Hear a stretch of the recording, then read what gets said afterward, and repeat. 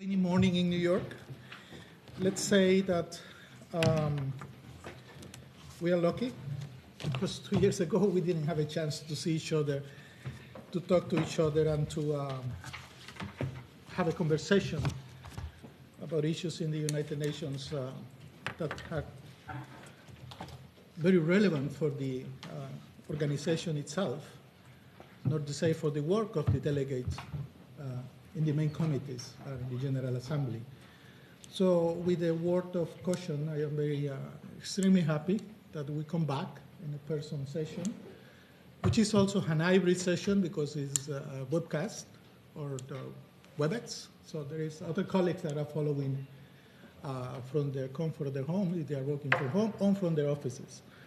So with that small introduction, I wanted to express my deepest appreciation to the Swiss government for always supporting us in organizing this event. It's a kind of a tradition for the Fifth Committee delegates to meet at the beginning of the new General Assembly to talk about one of the most important issues, which is the finances of the United Nations. And these are very deep conversations, actually. Sometimes they're not the happy ones. Sometimes you don't agree with everything it says. The only thing that we try to bridge, thanks to their support, is your own knowledge and your own understanding of the issues.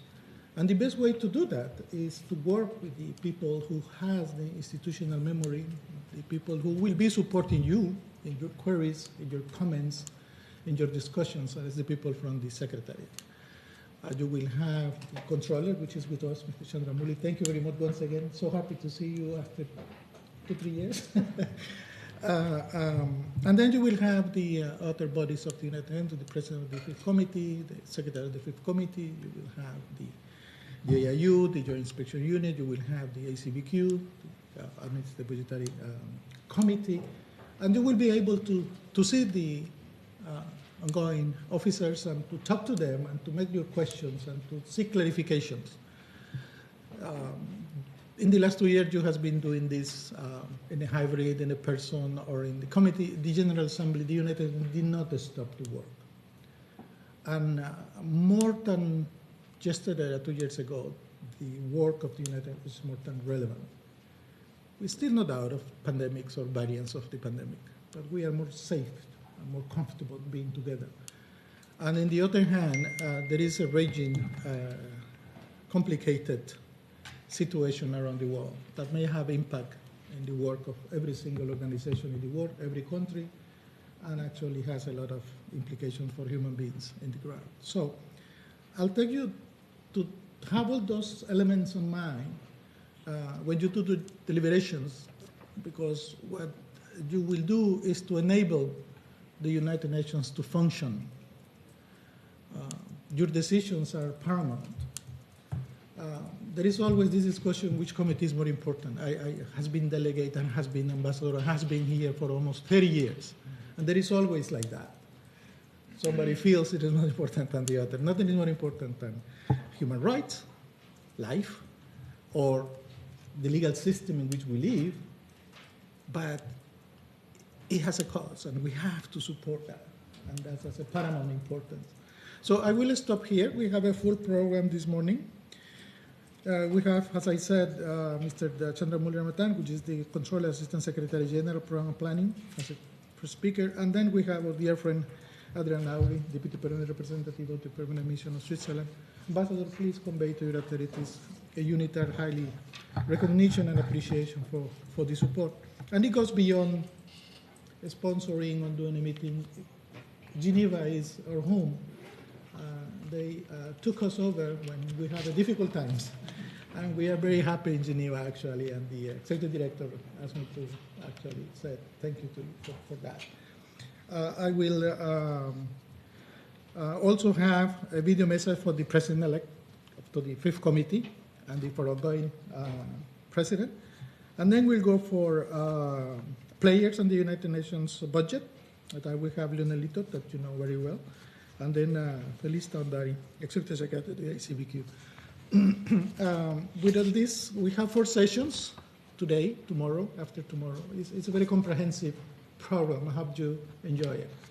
And don't hesitate to press the chat button and to participate, to talk, to make comments.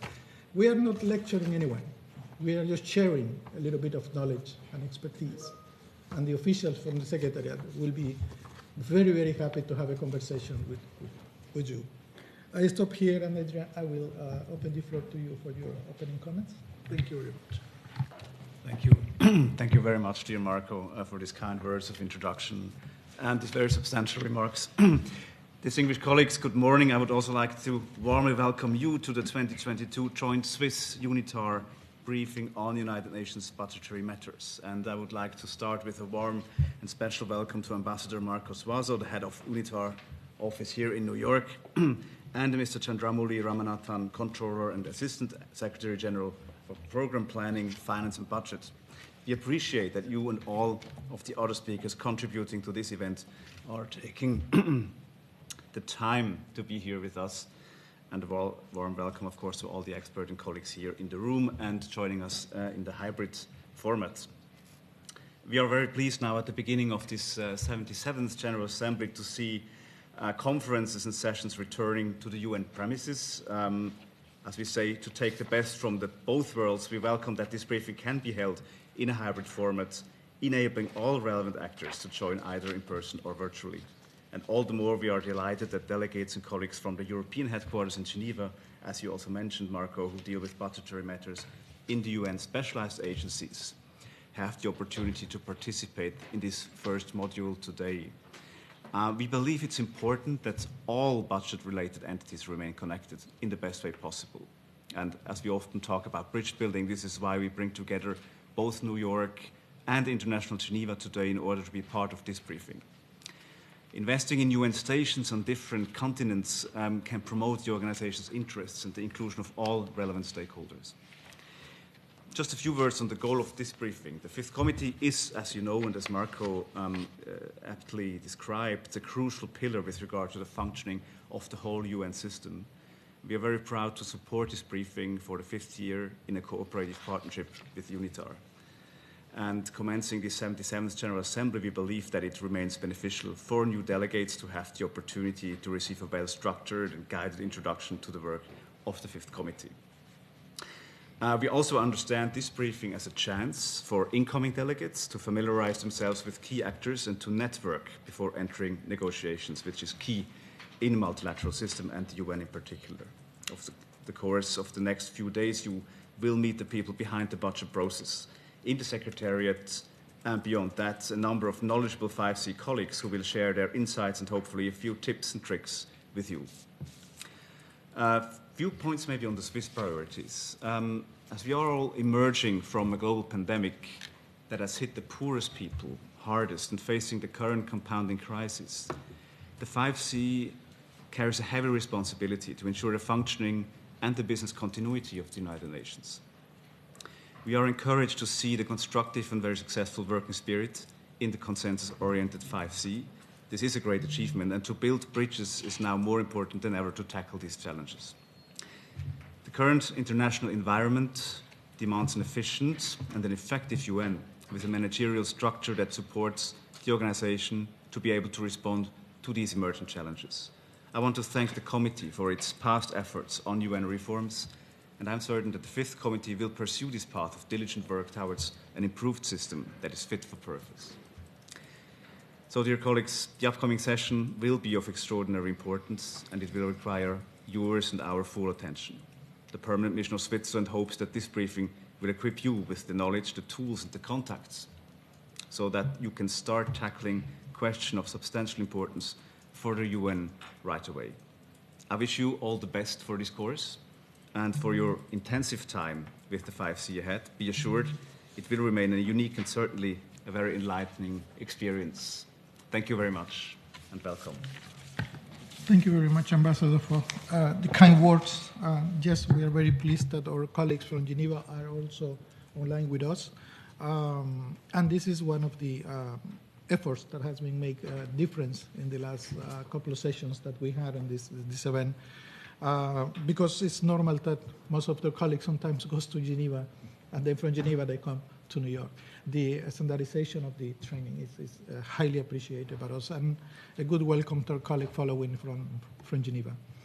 And now it's a pleasure to yield to Chandramouli Ramathan, who is the Assistant Secretary General and Controller for Planning, Finance, and Budget in the Department of Management Strategy, Policy and Compliance of the United Nations. Chandramouli, it's such a pleasure once again. I said this because we know for a long time, and sometimes we wanted to speak well of your friends, but it's paramount. So I will yield to you for your remarks. Good morning, and really, really nice, and good afternoon to colleagues in Geneva. A real pleasure to be here. I think it was exactly a year ago, September 7th, that we had the session in 2021. First of all, my very sincere thanks to Marco and the Swiss mission. I think this is a great initiative. When people join the UN from the UN system, even within the amongst the UN officials, they always underestimate the complexity. And I still remember somebody who came from WFP, and but WFP is very proud of always being the first on everything, right, amongst the UN family. And they are very good. But when they came on board, the gentleman who interacted with us on that was saying at the end of it, he says, I realize now WFP is a Mickey Mouse operation compared to the UN Secretariat. Right? And we've had this kind of complexity, and I always joke about my colleagues in legal. I ask them, what's the definition of the Secretariat? You will not get a straight answer from anybody, because legal tells me it depends on the circumstances. Okay, so therefore, it's a pleasure to be here with you. And again, I think nothing could be better than being given a friendly briefing before you get sucked into the rigor of the fifth committee. I know there was a conversation about which one is more important or less important. I always remind myself about my daughter, as a small kid. She once broke her thumb. And then she said, I never realized how much I cannot do anymore without this thumb. I think everything that we all take for granted, we only notice it when it's not there. So I think that's what I tell all my staff. There's nobody who's less important or more important. And I still remember the Vienna government, Austrian government was saying that, we don't want to spend a lot of money renovating the building there, because the main problem was with the toilets. And it's not very fanciful to renovate toilets. So my argument to the General was, try not having toilets. Right? So I think it goes to the essence of the challenges that we face. So let me start off by again thanking you again, both the mission and UNITAR, for taking this initiative, and I hope it's productive. And as I go through my own short speech, you will realize one of the main points I make for you is there's no easy way to learn about the UN Secretariat. No easy way. It's very confusing even for people like me who have been now with the UN for 22 years. I joined in 1999. And, the money trail basically gives you an idea of everything that's happening in the UN. Everything costs money, and therefore you get to know about it. I'm still learning about the many things that the UN does. And today I'll give you a few examples of the crazy things that we are forced to do, just to give you an idea of the challenges we face. So I think any opportunity to get briefed is welcome. It's also nice to see so many of you. I can barely recognize any of you. Most of you are few. But usually I know people very well, especially with the physical format. Vienna Cafe is a popular place. You run into people constantly, so you get to know everybody. You will see a lot more of me through the year, for sure. But it'll be a pleasure to interact with you. So let me also take the opportunity to thank many other people here, the chair of the fifth committee, Ambassador Margarian, and I always say it takes a brave heart to be a chair of the fifth committee. It's one of the most difficult jobs I've seen, and you will find out why. as you progress towards December and March and June. It's always so funny that in March, the fifth committee always finishes on time when you have no deadlines to worry about. And when you have deadlines, oh my God, it's about goading everybody. Can you please finish before Christmas? Can you please finish before, 30th of June, or at least before 3rd of July? So it's interesting how the dynamic of the fifth committee works. So you will, of course, become very familiar with those sleepless nights. And I always remind myself of going to an airport and looking at the lounge when there are flight cancellations. That's what the Vienna Cafe feels like. People sleeping on the couches and trying to figure out what is going on. So it's a very interesting committee, to say the least. So I'm sure you'll become more familiar with it as we go along. In the fifth committee, and your schedule has a lot of very good speakers who are going to cover a lot of topics in depth. We have the fifth committee secretary, Lionel, who you'll get to know very well. Unfortunately, this time you're going to miss another veteran of the fifth committee. That is Yanto Sumitro. He has recently joined, as of 1st September, the pension fund, replacing Yandy Prita, who was there from the fifth committee previously. So he is an institution by himself. So even though he's with the pension fund, he's a great resource to reach out to whenever you feel like. Because anything institutional, phenomenal knowledge there. Lionel, of course, is amazing. You're going to be hearing from Felista from the ACABQ. You're going to be talking to the JIU chair. You're going to hear from OIOS. You're going to hear from BOA. The only team that I see really missing here is the Independent Audit Advisory Committee. And next time, Marco, you may want to consider also extending an invitation to the Independent Audit Advisory Committee, because they are very valuable, because they report to you directly to the General Assembly, and they have a very interesting view on major issues. So it might be worthwhile also bringing them in. Otherwise, you're going to have a very rich interaction. Many of my staff will be here. They know much more than I do, and therefore they will be able to take you through a lot of the detail. But I wanted to make a few important points. First and foremost, that last session, the second resume session, which ended in June, was, in my view, a very highly productive session. We saw decisions that had not been taken for almost decades being taken at that particular session. And for many of you who are very new, I can tell you that no matter what people say, I have seen for the last 4 or 5 years now that the fifth committee sessions run pretty well. It has a record of holding all decisions to the last minute, but we got kind of used to it. But the bottom line is that I have seen less and less tension in the room. The committee sessions end well on a very positive note, and there are veterans in the room who will attest to that. Ahmed is here, I see him here. So there are, in my view, notwithstanding all the noise that people make about how difficult the fifth committee negotiations can be, I'm sure they are difficult. But I always tell my staff also only one thing. I mean, look at most of the countries. You have two parties and they can rarely agree on anything. You have 193 member states that come together and agree on a number of things 3 times every year. Amazing, right? And it's mostly by consensus.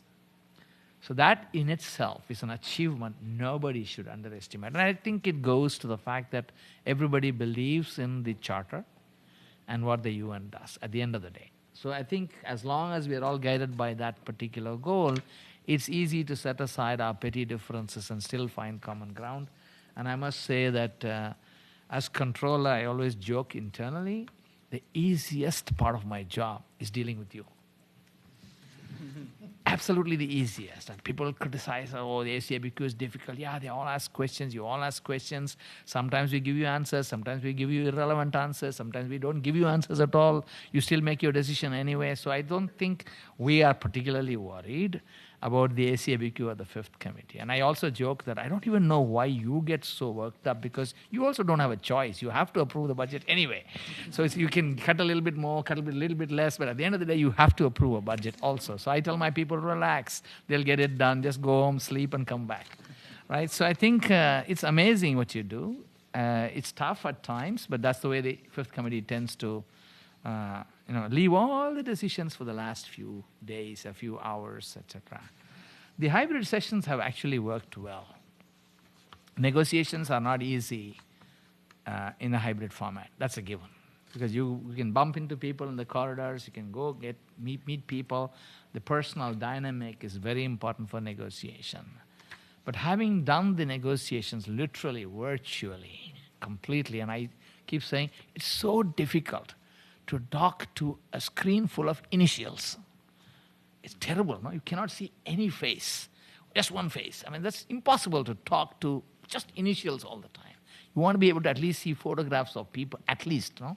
But most of them are just initials. It's very difficult when you're addressing issues. There's no body language. You cannot relate to what is going on. I can see you shaking your head. Do something, right? I can react. Not on a virtual format. But it was very convenient for Fifth Committee, I think, when long late-night sessions used to happen. Sometimes it's easy for people to go home, still have a brunch or dinner, whatever, and then also continue to interact. And last year, we had some of the most amusing sessions when the cross-cutting resolutions were being discussed in the ECOSOC chamber, if I'm not mistaken. And I happened to walk by just to see how things were progressing. And the worst decision I made was to walk into that room. Because what happened was that around 8:30 or so, the sessions were going on like this. Suddenly, the screen went up. While the display was happening, the screen went up. And the sound system all stopped. So everybody is looking around, and we're all looking around what happened in the middle of a budget negotiation, where everybody knows the Fifth Committee meets and decides things like that at that point of time. Everything disappeared. We're all looking at one another saying, what happened? We don't know what happened. Apparently, the systems we use were programmed to shut off at a certain time. So they shut off automatically. So everybody said, okay, shut off automatically. We must be able to bring it back automatically. No. Those systems are too old. Somebody needs to come and start them up manually. And there was nobody to come. So even some of us walked up. Lionel and I walked up to the room saying, can we get it started? So in the end, no, we couldn't. So and then the committee carried on. Can you imagine in the ECOSOC room, somebody on the dais, people there in groups, talking loudly so they could be heard, with no sound, no nothing. And then around 11 o'clock, lights also went off. So we said, this can't be true, but luckily at least security guys were able to come and turn on the lights. And then we said, some other rooms are working, can you go there? We said, no, we want to finish our work here. It was amazing that despite all of the troubles that we had, the spirit in the room was so positive. And it was the first time, I think in many, many, many years, almost 6 years or 7 years, that a cross-cutting resolution was approved for peacekeeping. The point I'm trying to make is that the collaboration inside the room, outside the room, the dynamic inside and outside the room are all important, but the overall positive attitude that people brought to the table was the only reason. People didn't want even to go out to another room where light was available and sound was available. They said, no, we don't want to break the momentum, we'll just continue here. You know, it's that kind of momentum there that is happening. And then people are asking me, whose budget should we cut for making all of this not happen properly? And I had to remind them it was not DGACM, but they were not responsible for that, it was IT. So just to give you an idea of how this is. So I mentioned that in the last session, there was a decision on closed peacekeeping. So and if you've not heard about this, ask your friends, and particularly Ahmed and others will know the dynamic behind closed peacekeeping. I used to be acting controller 3 times, 3 controllers before, and then a deputy before that. I still remember very long conversations. We thought we are this close to getting a deal, and then everything fell off. And most people had given up saying they will never be able to resolve these issues. And yet, miraculously, this was done. And this results in the return of more than almost $200 million of money that was locked up in the EU and that goes back to member states. And some of it is extremely valuable for countries for whom it will make a big difference, right? But also the issue is that we closed out on something that was considered as almost impossible to solve. And it was only possible because there was very complex negotiation. 3 or 4 major issues came together and facilitated a lot of negotiation in that process. And one of the benefits also was the financial situation. I also have another joke which I keep repeating in every forum. The last 3-4 years, we've had a major financial crisis, right? All of you are aware. And there will be a separate briefing for you on October 7th, where I will come and brief you on what is happening with the financial situation. And then later on in October, there'll be a normal briefing that we give twice a year on the financial situation. But the one I give on October 7th will be a special one on the financial crisis that we faced for the last 3 or 4 years. As a result of the financial crisis, it's interesting that when I walk into the building, even with my mask, every security officer can recognize me. The only question they ask me is, are you going to pay us? Do we have our jobs? Right? This is the standard. And this time I traveled to a lot of missions recently. It was amazing. I did a town hall, I think about a month or 2 ago. 6,000 staff attended that online session. And wherever I went, people were saying that was very useful to us. Right? They were very worried about what is happening to them, what's happening. So I think the financial situation is something that we're going to discuss a lot more. The good news is it's improved because a lot of decisions were made in the June session, which I think will help the organization for many, many more years. It was not a perfect solution, but it's a pretty decent solution.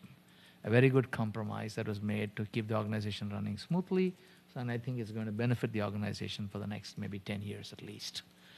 So you will hear about that. Of course, some things could not be finished. The peacekeeping budgets were kind of, I think it was the fastest I've ever seen that the peacekeeping budget numbers were kind of locked in. Absolutely the fastest. Never seen it happen that quickly, and that's what gave momentum for the cross-cutting to be taken up and discussed. So I think a lot of important dynamics in the way the budgets were negotiated, which are very important for the future. I think that will help us because as you go into next June, we want to make sure that you go home on June 30th and we can go and do our work after June 30th. So that was another important development. I know there's a lot of unfinished business, including the peace building financing that was discussed and then decisions could not be reached.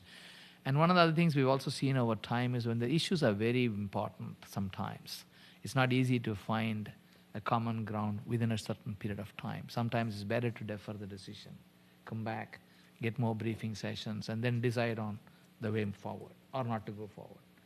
And so I think there is a lot of unfinished business. But I want to also point out a few common features, especially as it will impact you. First and foremost is, of course, the fifth committee is always under time pressure.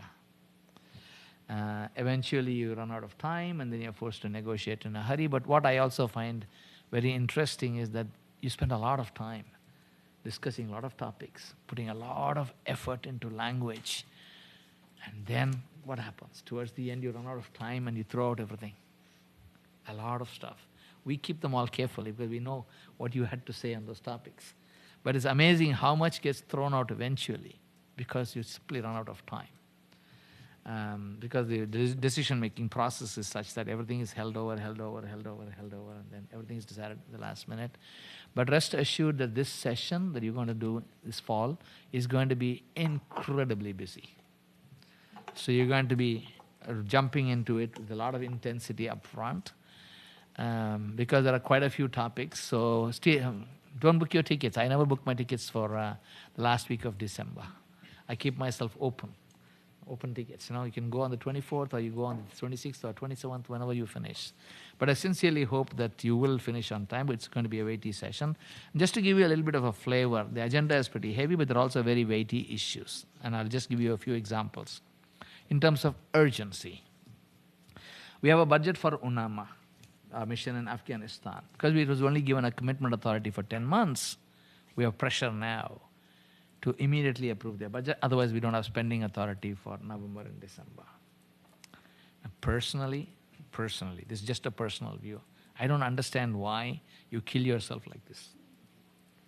You could easily have given us a 12-month budget. I don't think it would have made much of a difference. But it's these commitment authorities which come, put pressure on you, put pressure on us, the ACABQ, everybody feels the pressure. But bottom line is that you have an urgent action to take because you cannot wait for December. So to that, we are adding one more to your list, but hopefully it's not a very complicated one, but it's an important one. This relates to what happened with the Black Sea Initiative for the export of grains from Ukraine and the trade facilitation for the export of food and fertilizer from the Russian Federation. They are two linked proposals for which we are coming to you for a revised estimate. The report should be out. It's already out, I think, if I'm not mistaken. It's probably about $4 million that we'll be asking for. We have started it off with voluntary contribution, but we don't have the ability to keep it going. It's very, very important. So the ACABQ has agreed to schedule the hearing on the 12th of September, and their report should be out before the end of September. So very early in October, we will hope that this committee, fifth committee, will be able to make a decision because we really need that authority to spend.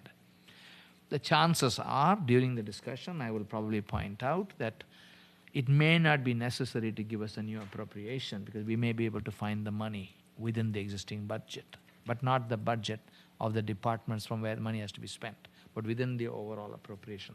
I cannot guarantee that. We are looking into that, but the chances are very highly likely that we will be able to do that, or if nothing else, we'll say we'll come back and report on the performance report because of the financial crisis and the slow hiring in the initial phases of the last year, in this year, we still have savings from post-cost that probably will be enough to cover the extra expenditure. But both of them are urgent, very, very urgent. The Commitment Authority for UNAMA and the trade facilitation. And so there'll be a decision that will be taken in the very first week of October for us to keep the place running. So I think that's in terms of urgency. But then when you go to the more heavy topics, one of the biggest is, of course, the review of the budget reform, the annual budget, the sequencing between CPC and ACABQ are very, very difficult topics. Member states have very strong views on the subject. It's been a trial that has been going on. The trial period ends now.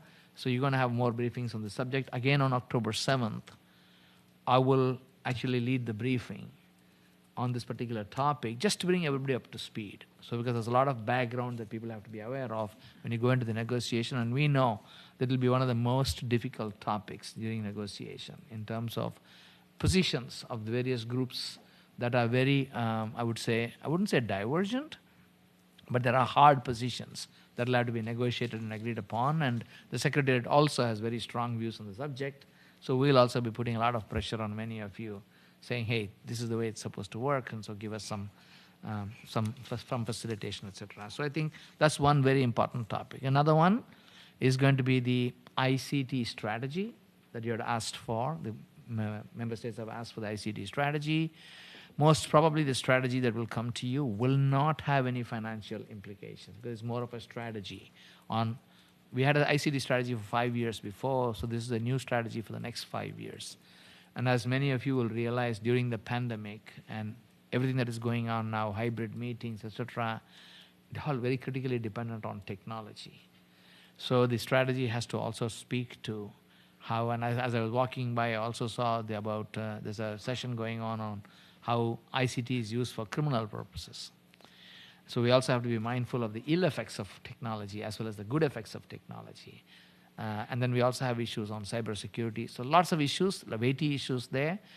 It does not have any financial implications, but it will be an important topic to consider. That will be ICT strategy. There will also be a report which we will present, which will be on a capital investments plan. What does this talk about? This talks about buildings around the world in all of our major duty stations. What is the state of those buildings? How good or bad they are? What kind of investments are going to be needed in these buildings, etc., over the next 10 years? We're not talking of a proposal for this session. We're talking about a clear picture for you of what the next 10 years will bring for this committee to consider. What kind of investments have to be made in physical infrastructure, perimeter protection, building management, physical security, cyber security, and then IT investments, etc. So it'll give you a bird's eye view, and for the first time, I'm hopeful, really the first time, we will give you an analysis of IT spending globally for the last 7 to 8 years, broken down by department, by major types of expenditure. You have been asking for this, but thanks to the ERP system and the data that it's able to provide us, we are now able to do the analysis from 2016 onwards. So we will be presenting a very detailed analysis of what is going on. We may not make proposals for replacement of hardware or software. Because I am personally not convinced yet that we're in a position to make a proposal, because I want to understand how much of it is funded and what is not funded. For me to establish the funding gap, I have to do the analysis of the budgets to see what was previously budgeted for. And sometimes, people budget for something, they spend it on something else. So we don't want to allow them to get away with spending it on something else and coming back and asking for the money. So we say, sorry, no. We need to know what was funded and what was not funded. But at least it'll give the committee, again, a long-term view. The next 4 or 5 years, what kind of IT investments are going to be needed. Why are we doing this? Because when you make your decisions on the program budgets, etc., we want you to keep in mind, at the back of your mind, the overall investments that need to be made. And again, I'm reminded of a small anecdote. Many years ago, when I was in IT at that time, I used to run IT at that time, I ran into the budget director walking up the elevator, and I told him, I could give you about $20 million worth of savings if you allow me to do certain things. He said, I'm not interested. I said, what? You're not interested? Budget director was not interested in a $20 million saving. I walk away saying, okay, all right. Maybe $20 million is not big enough. And then I ran into the controller of those days. And I told him, I'm just asking you for $3 or $4 million. Why are you making so much noise? Why can't you give me the money? And he says, Chandru, just let me tell you that the entire discretion that's available to member states in the whole budget for regular budget is about $9 million. I said, then I don't understand why your budget director said no to a $20 million saving I could have given him. You see the disconnects here? People look at many things. So when we look at the budget for peacekeeping, I've been in the 5th committee in the room when 2 budgets for UNAMID and South Sudan were actually approved without a written ACABQ report. That was $3 billion. There was no written report. The ACABQ chair read out a statement, because there was no time for the report, right? And then we have the program budget, which is $3.5 billion now, and we have a whole year of discussion and deliberation. The entire ACABQ recommendations for the whole year come to a reduction of about $11 million in the whole budget, right? But the amount of discussion that happens is intense. Why? Because it's a small amount of money being moved amongst so many competing demands that there's just not enough money to allocate to very, very pressing programs. So you will see during the discussion in the fall how intense the discussion can get. And when we say we want to put more money into development, sometimes we find it very difficult to find money, because there's also support structures that are needed for the development to run. If the building doesn't work, if the telecommunication doesn't work, if phones don't work, you can't do your work. But people think of it as support, not important. But without, let's say, the example of the toilets I gave you before. If these things are not there, nothing works. But then when those budgets come, they're not seen as important, because those budgets are not immediate. They don't relate to the final goals, right? So it's that kind of a challenge. So we want to give you that big picture view of what is going to happen over the next 10 years, because it gives you a little bit of a better perspective on how to manage the process. So that'll be the capital investments proposal. It may not have much of a financial ask now. Most probably, I've not done the final review. There might be a small piece we might ask for cybersecurity, because it cannot wait. There's too much of a risk for cybersecurity. And then there might be potentially some spending for one of the regional commissions, which has got very, very bad physical conditions, that we might want to do something to get the process started, but not make you commit to anything large, because you'll need much more information on the subject. So we may have 1 or 2 of those proposals. So those reports should be finalized by the end of the month, or if not end of the month, very early in October. We also have a progress report coming on Umoja, which is the ERP system. There's no financial proposal there, but it's an important one for update for you. There's also on construction and property management as well. So these are all large and heavy topics.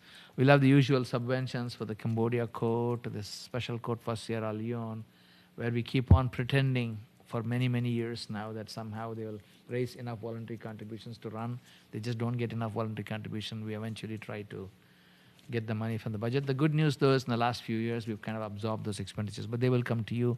Not very difficult subjects, but we also have the conditions of service of members of the ICJ, ACABQ, the judges in the residual courts. There's quite a few topics for you, wide variety of topics. Then, of course, the two main topics are the program budget for 2023 and the performance report for 2021.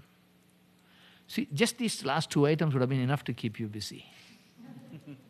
Right? Now you're going to have to deal with all of these other topics on top of them. Okay.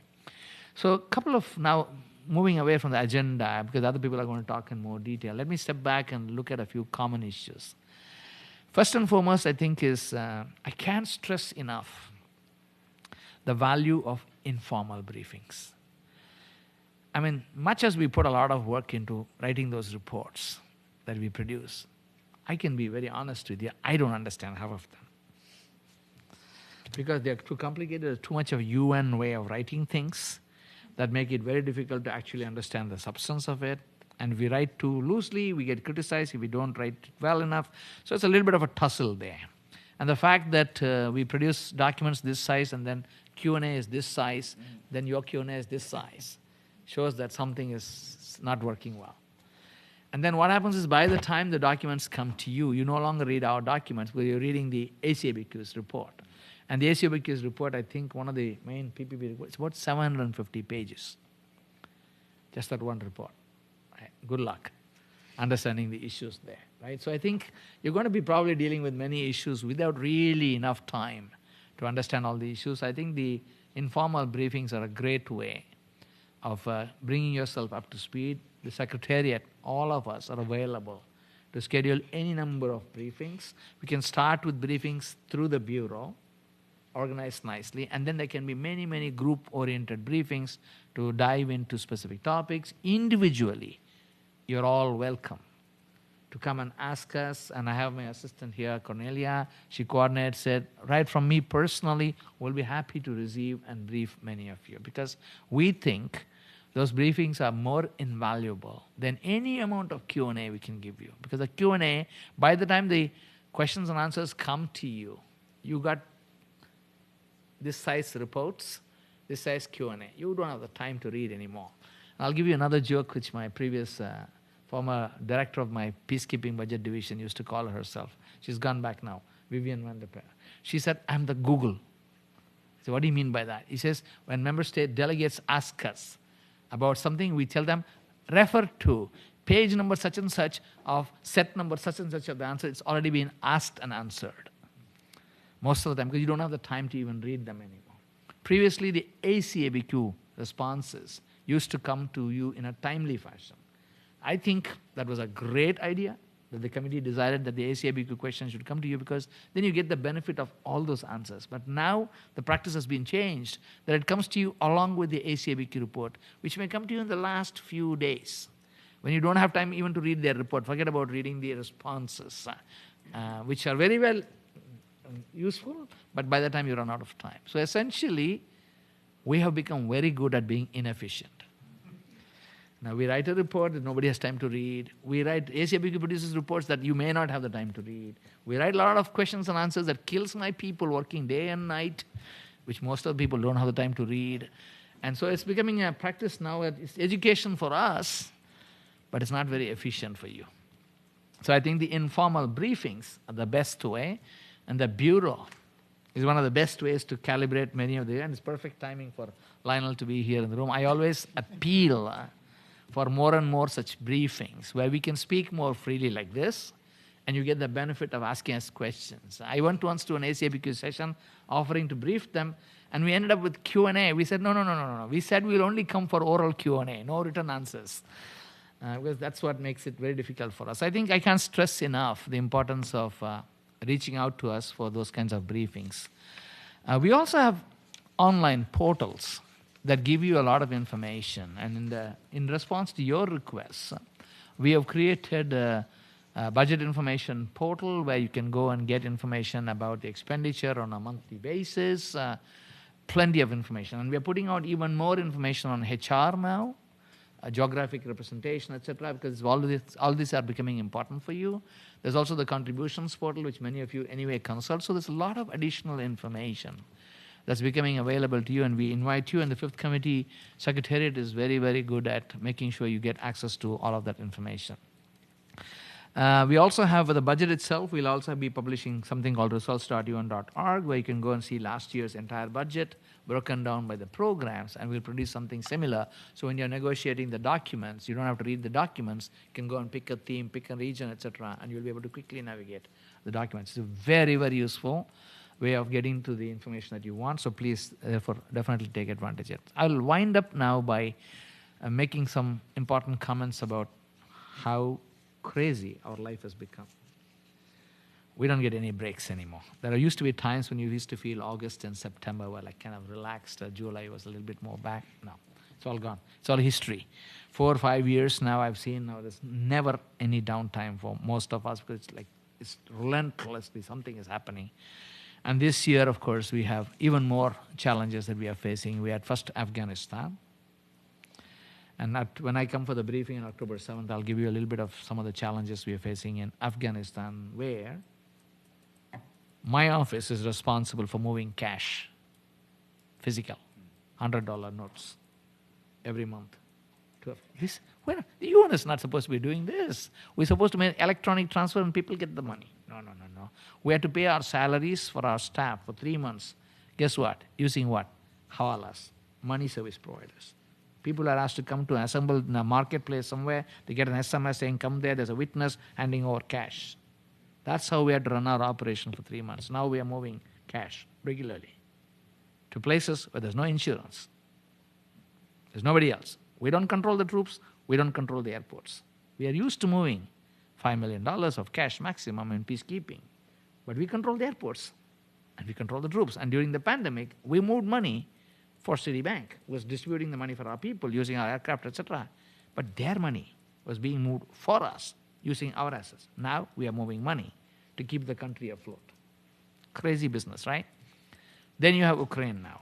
We are in a Black Sea initiative, we are in trade facilitation, things we haven't done before. And we are being asked to do all of these things at very short notice. So when we did the cash movement to Kabul, I had barely 45 days to get it up and running. Only 45 days. And the economy, the currency crashed on the day our first consignment landed there. And I still remember it was like fifth committee. WhatsApp at 2 a.m., 3 a.m., 4 a.m. saying what is going on. And the same thing was, has the money landed? Where is the cash? Is it moving? Has it reached the vault safely? Hopefully nobody has been hurt. This is the kind of operation we're running now.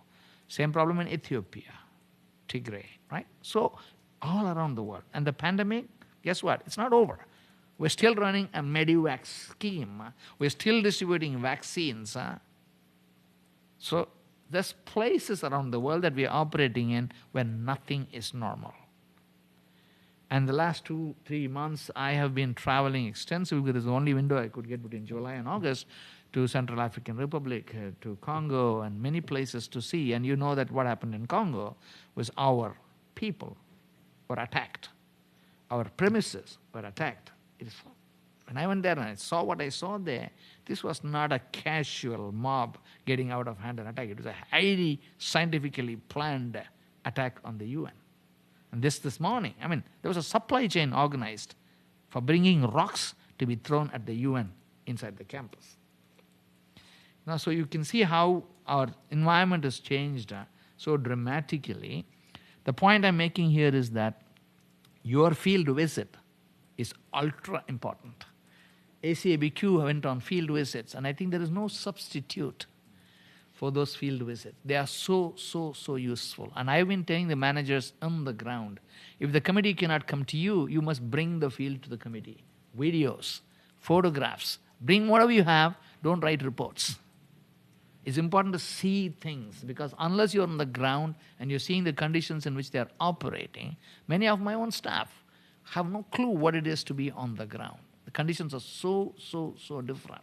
So I think that understanding of what's going on, some of the places I traveled to and saw the conditions of the troops, I would never have believed what I saw if I had not seen it myself. Right? So I think there's no substitute for the field visit. If you can participate in it, you should, and we will do our utmost to bring information to you. And in your interaction with senior managers, that will also become very important. Lastly, the hybrid meetings. The Committee on Conferences is not completely sure where. I know they're starting today. We are trying to hold hybrid meetings wherever possible, but the technology is not up to par. The facilities are not up to par. So we continue to do our best to improve it. But again, I think in terms of online meetings, etc., it's not a problem. We've beefed up all the technologies. Network can be a problem at times because no amount of bandwidth you throw at it can solve the problem. But remote interpretation is still a very big challenge for us because the technologies are simply not working well. And that can be a huge disadvantage when you don't have good interpretation. And it's very difficult for the interpreters also. I can never understand how interpreters can even do their work. I can't even speak. They speak, listen, and process all at the same time, right? I don't even. And then to do it with a bad sound, etc., is very difficult. So there are a few more issues that we still have to resolve. But I'll just thank you again for hearing me out patiently. My only appeal to you would be to take advantage of the briefings because informed decisions are very important for the UN, and many times there's not enough time to understand the information in front of you. There's a lot of data, there's a lot of reports, but the information gets lost because there's too much of it. And there's just not enough time to digest it. So please do take advantage of our offer. We're always there. For us, it's more important for us that you get to an informed decision on the basis of as much information as possible. But again, I will want to end on a very, very positive note that I'm sure Lionel will bear me out, that the climate in the Fifth Committee negotiations has been improving constantly. And I sincerely hope that that spirit will be maintained and that the committee will go on to make our life easier and to keep the UN running because we have enough challenges and not to have to add through our own one. Again, I'll be remiss if I did not thank Ahmed and other Bureau members for the excellent coordination that we've always had, and look forward to, again, continuing the same thing. Thank you again. Thank you very much for such a candid, open, and transparent conversation, Chandramouli. It's always enlightening to hear you. Normally, we do not lecture, as I said, and I am very pleased that the controller has always said and is so open to continue. And he says you will have with him a certain amount of briefings through the work of the committee through the whole session. I witness how open and how transparent and how frank they are. Times is constraining us not to have a full conversation with him today. I know we have also like 70 people following us already on WebEx. I know that they will be more than interested to have a Q&A. Maybe we do a lot of better planning in order to have a time for questioning or for at least to have a conversation with him.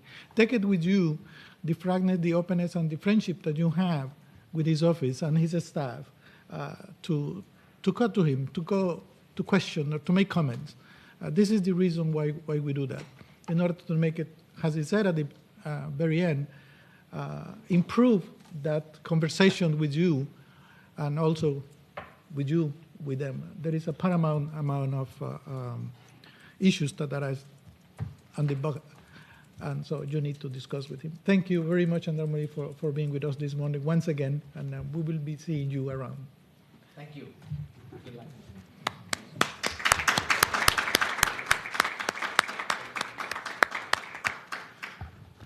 Distinguished delegate, we will continue with our program today. We have the Vice President of the Fifth Committee, the outgoing Vice President of the Fifth Committee, Mr. Mohamed Ismail Elmek. He was already praised by the controller for his coordination and the work. Later on, we will have a video presentation by the chair of the Fifth Committee. Unfortunately, he was traveling, he couldn't make with us, but he left a message for you. First, we're going to listen to Mohamed for any message that we wanted to convey to you on behalf of the ongoing chair of the Fifth Committee. Mohamed, thank you very much and welcome. I yield to you. Thank you, Ambassador Marco. And actually, it's very, very difficult to speak after Chandru. It's always difficult to speak after Chandru and to negotiate after Chandru's briefings. He is just such a great asset to all the delegates of the Fifth Committee, and for those who are around the table who have been in the committee for a considerable amount of time, they know how much Chandru is very useful for all of us. I have some remarks on behalf of the Bureau of the 76th session, the current session. Allow me to draw on them and then allow me to have some personal reflections and then. Excellency Mr. Marco Souza, the head of UNITAR, Mr. Lionelito Bridge and ASG Chandra Ramanathan. At the outset, I would like to commend the mission of Switzerland and UNITAR for organizing this annual workshop. This event was and remains very useful to the Fifth Committee delegates, especially newcomers. I am one of those who gained a lot from these workshops during the previous years. I delivered the following remarks representing the Bureau of the Fifth Committee during the 76th session, a bureau led by Ambassador Maher Mirgarian, the PR of Armenia, and composed of Mr. Mohammed Al-Atiq of Saudi Arabia, Mr. Mike Amman of Switzerland, Ms. Migaila Austin of Guyana, Mr. Kavoy Ashley of Jamaica, in addition to the valuable role of Mr. Andrenak Gorgarian supporting the chair. The Fifth Committee has a crucial role in the UN system. Its decisions have direct and tangible impacts on the capacity of the United Nations to implement mandates provided by member states through allocating adequate resources across the three pillars of the United Nations: maintenance of peace and security, development, and human rights. If we compound this to what was raised by Chandra, I think one of the most important issues, if you capture from Chandra's statement, is how we have a very wide range of topics. And this is something actually would differentiate between us and other committees. We could cover in the morning something related to peace and security, then it will swift to development, then it will swift to human rights. This automatically gives the delegates of the Fifth Committee some sort of very wide understanding of different topics, and also it comes with all the problems in different topics. And this is a challenge that we have to handle, while our colleagues will always have to handle certain issues in certain topics. As mentioned by Chandra, and I'm really honored that he highlighted so, we are very proud that the 76th session, the committee in the 76th session, the committee was able to achieve colossal outcomes in Fifth Committee terms, including one of the earliest and smoothest conclusion of skills of assessment, something that normally could have been adopted in the 1st of January, even some years. It was adopted on the 14th of December. A leap in the program planning resolutions that we can see its positive repercussion in the work of the CPC and the number of decreasing the number of programs without recommendations.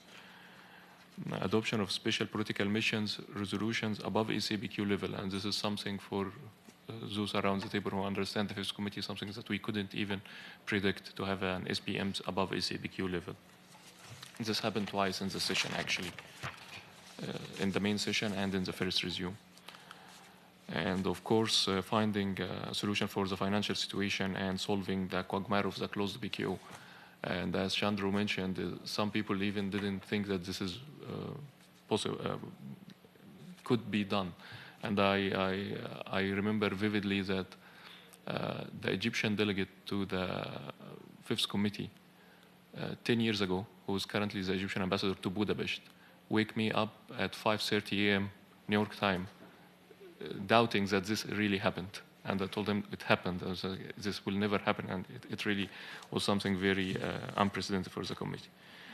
And of course, one of our very important issues that we were able to achieve through the committee, and I'm really glad to look to Alexandra of Australia on this, is to the adoption of the first cross-cutting resolution and peacekeeping policy in the past 6 years.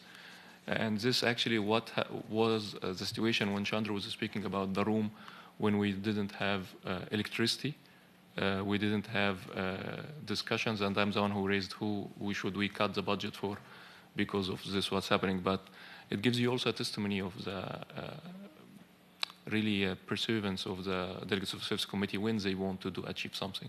We were in a room without electricity to achieve a resolution that we didn't able to achieve through 6 years. It's a testimony to the work of the committee, and this brings me to my second point.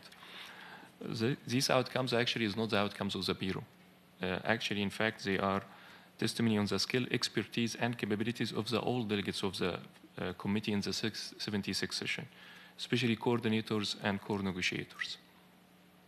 If we had one of the best outcomes, This is because for a moment in time, the level of personal trust and human connections between experienced colleagues led to the collective steering of the committee to a timely and exceptional conclusion.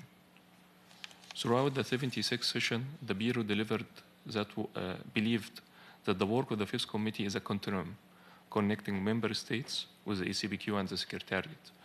For that, we owe the collective success as well to the cooperation of Mr. Abdullah Bong and members of the ACABQ, ASG Chandru Ramanathan and his team, and of course, Fifth Committee Secretariat, led by Master Leonelito Bridges, with us here, who will shed light on the work of the committee, much more in depth than me.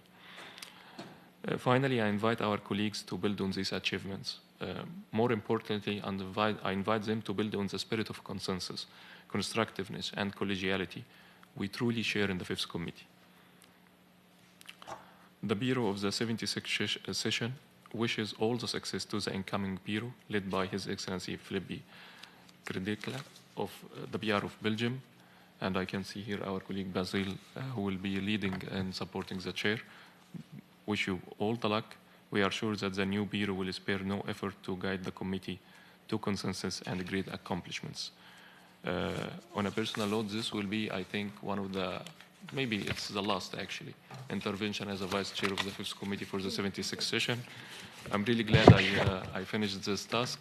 It was for colleagues, newcomers who maybe after 3 or 4 years in the conclusion of their term would think about it. It's really a rewarding experience, especially that I was elected by the African group, and this is something I'm really proud of.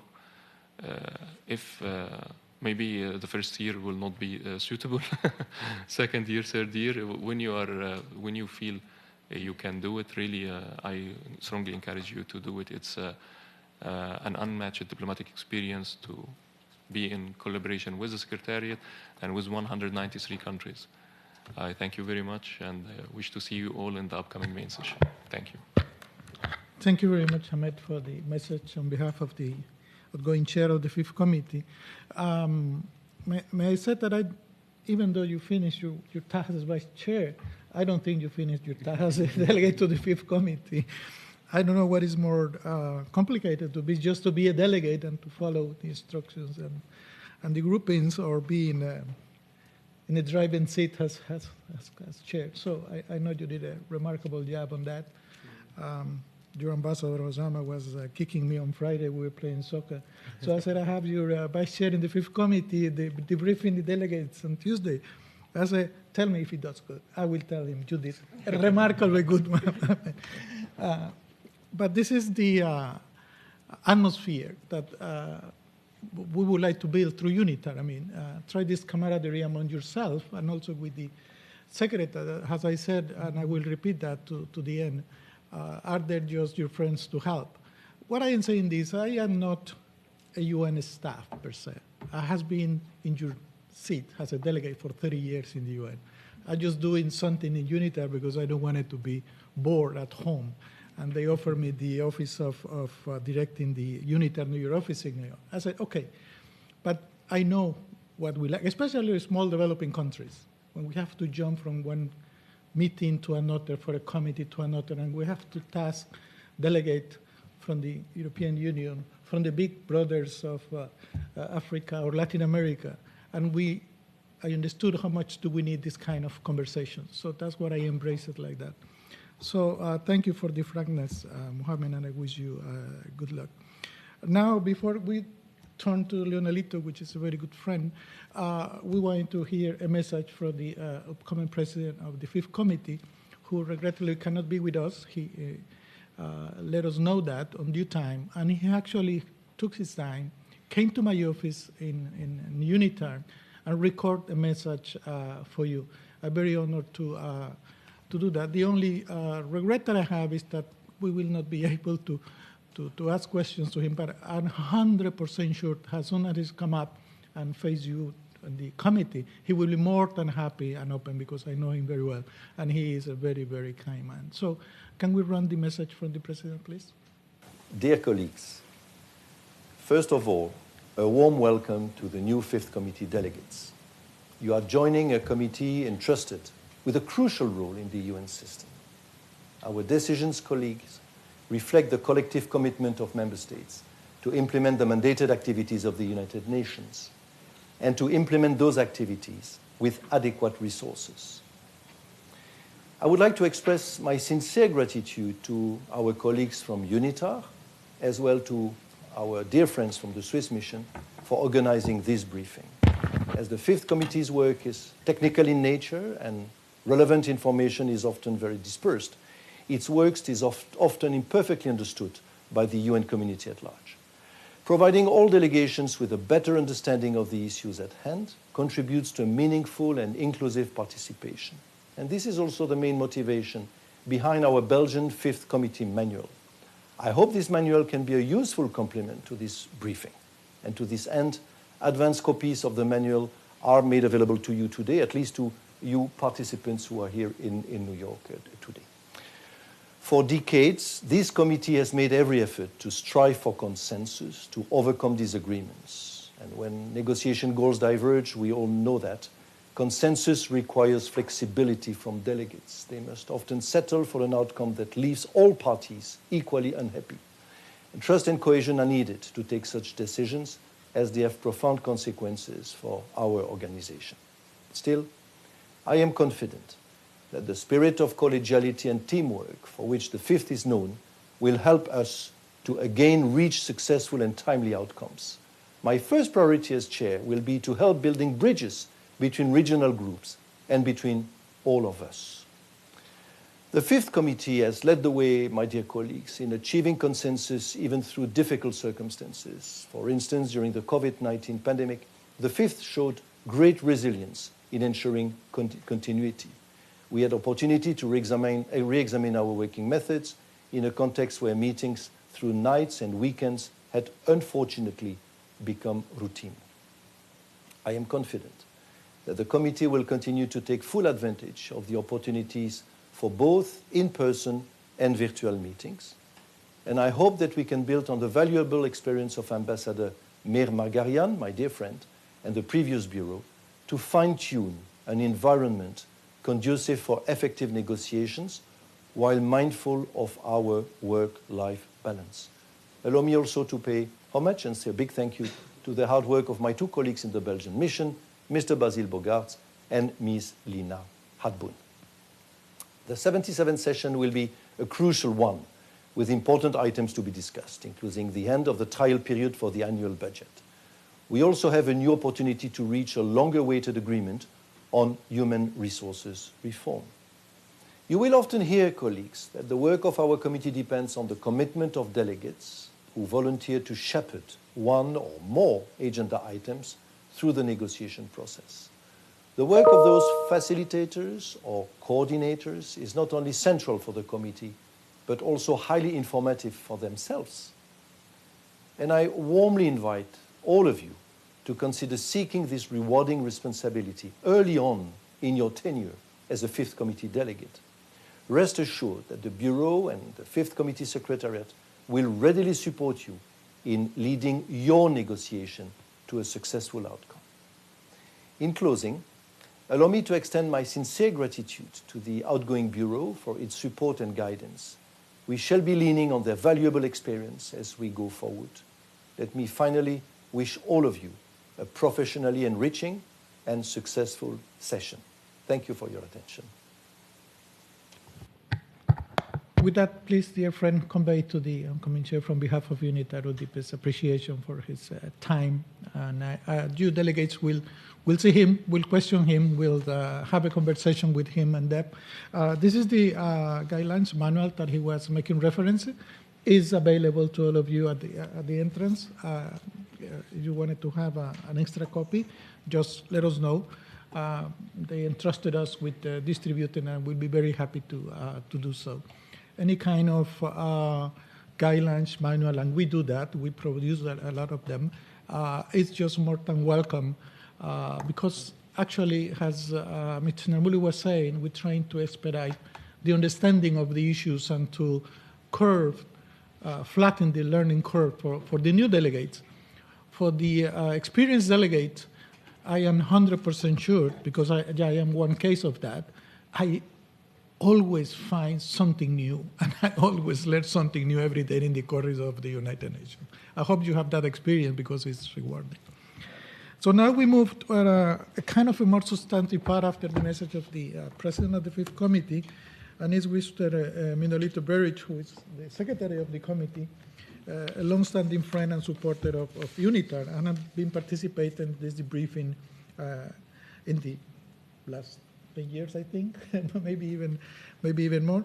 So it's a pleasure to welcome. He will be, how I can say this, your right hand and your left hand in the committee, and no one knows better the working plan of the committee than him. So I'm going to yield him, thanking him for his time. Leonelito, to you.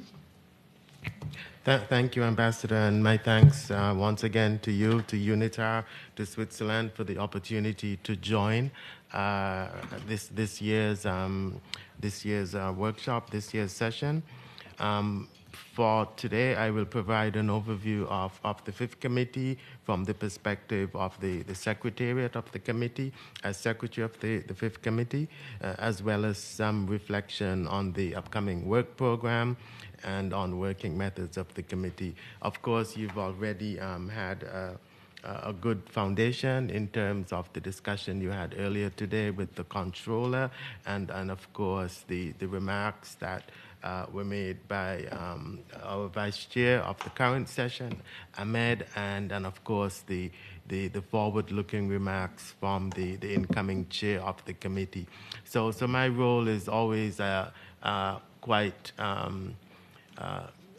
easier, usually following the briefings by the outgoing bureau and the briefings by the incoming bureau, and as Ambassador Swazo would have explained, it shifts a little bit to not as exciting coverage, the more substantive part of the work of the committee and our role in supporting you. So first, maybe just some remarks relating to background and legislative basis.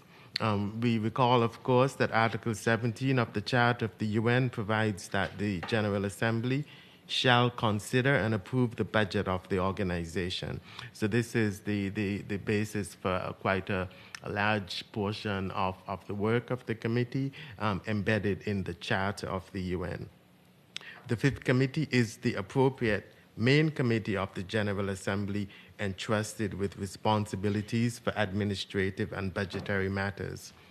Therefore, it is on the basis of reports of the Fifth Committee that the General Assembly considers and approves the budget of the organization.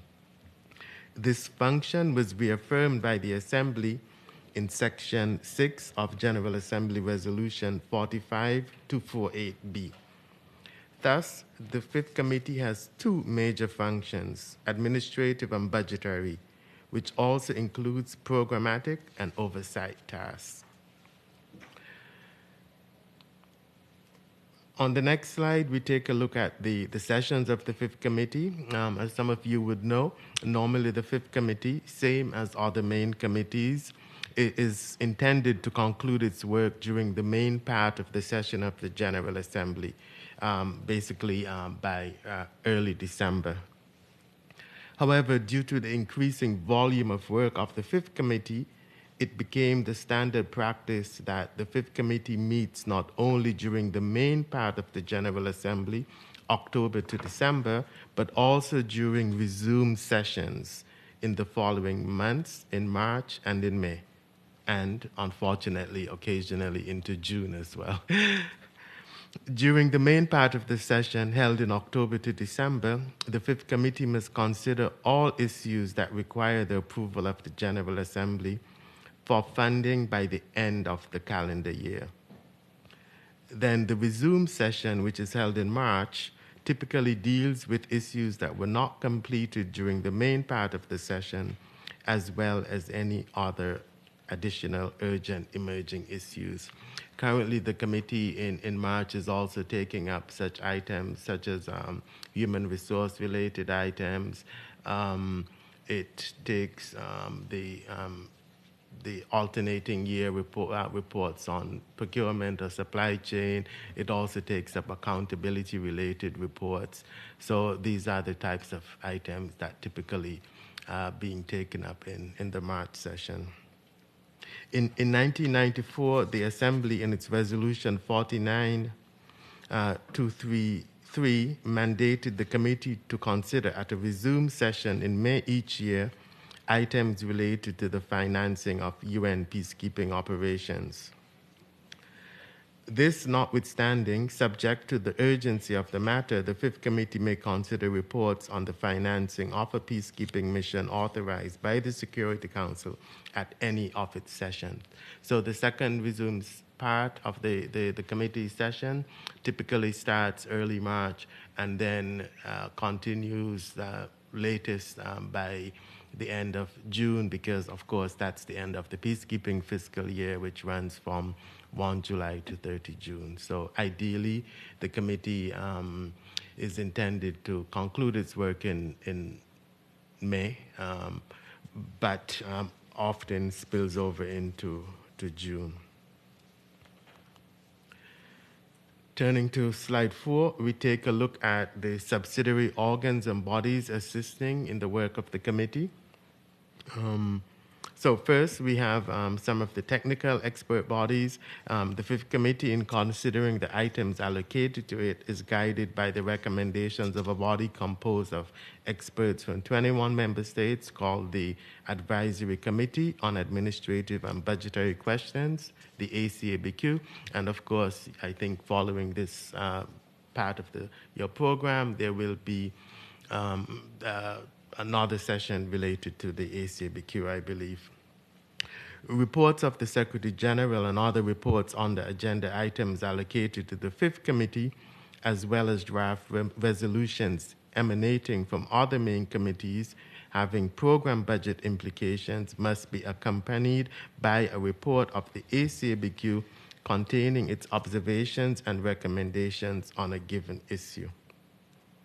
The committee then examines both documents before drawing up its own recommendations to the General Assembly for approval. In this regard, you may wish to refer to Rules 155 and 157 of the Rules of Procedure of the General Assembly relating to the role of the ACABQ, as well as to Rule 153 relating to financial implications of resolutions. On matters relating to the mandate to distribute the expenses of the organization to member states, the Fifth Committee is advised by another expert committee which issues its recommendations. This is the Committee on Contributions, an intergovernmental body that is composed of experts from 18 member states. Turning to the programmatic matters, in connection with matters relating to program planning, the Fifth Committee is guided by recommendations of the Committee for Program and Coordination, the CPC, an intergovernmental body that is composed of 34 member states. The terms of reference of that committee are contained in ECOSOC Resolution 2008, ECOSOC 60th session of May 1976, and subsequently amended by General Assembly Resolutions 58-269 of 23 December 2003 and 62-224 of 22 December 2007.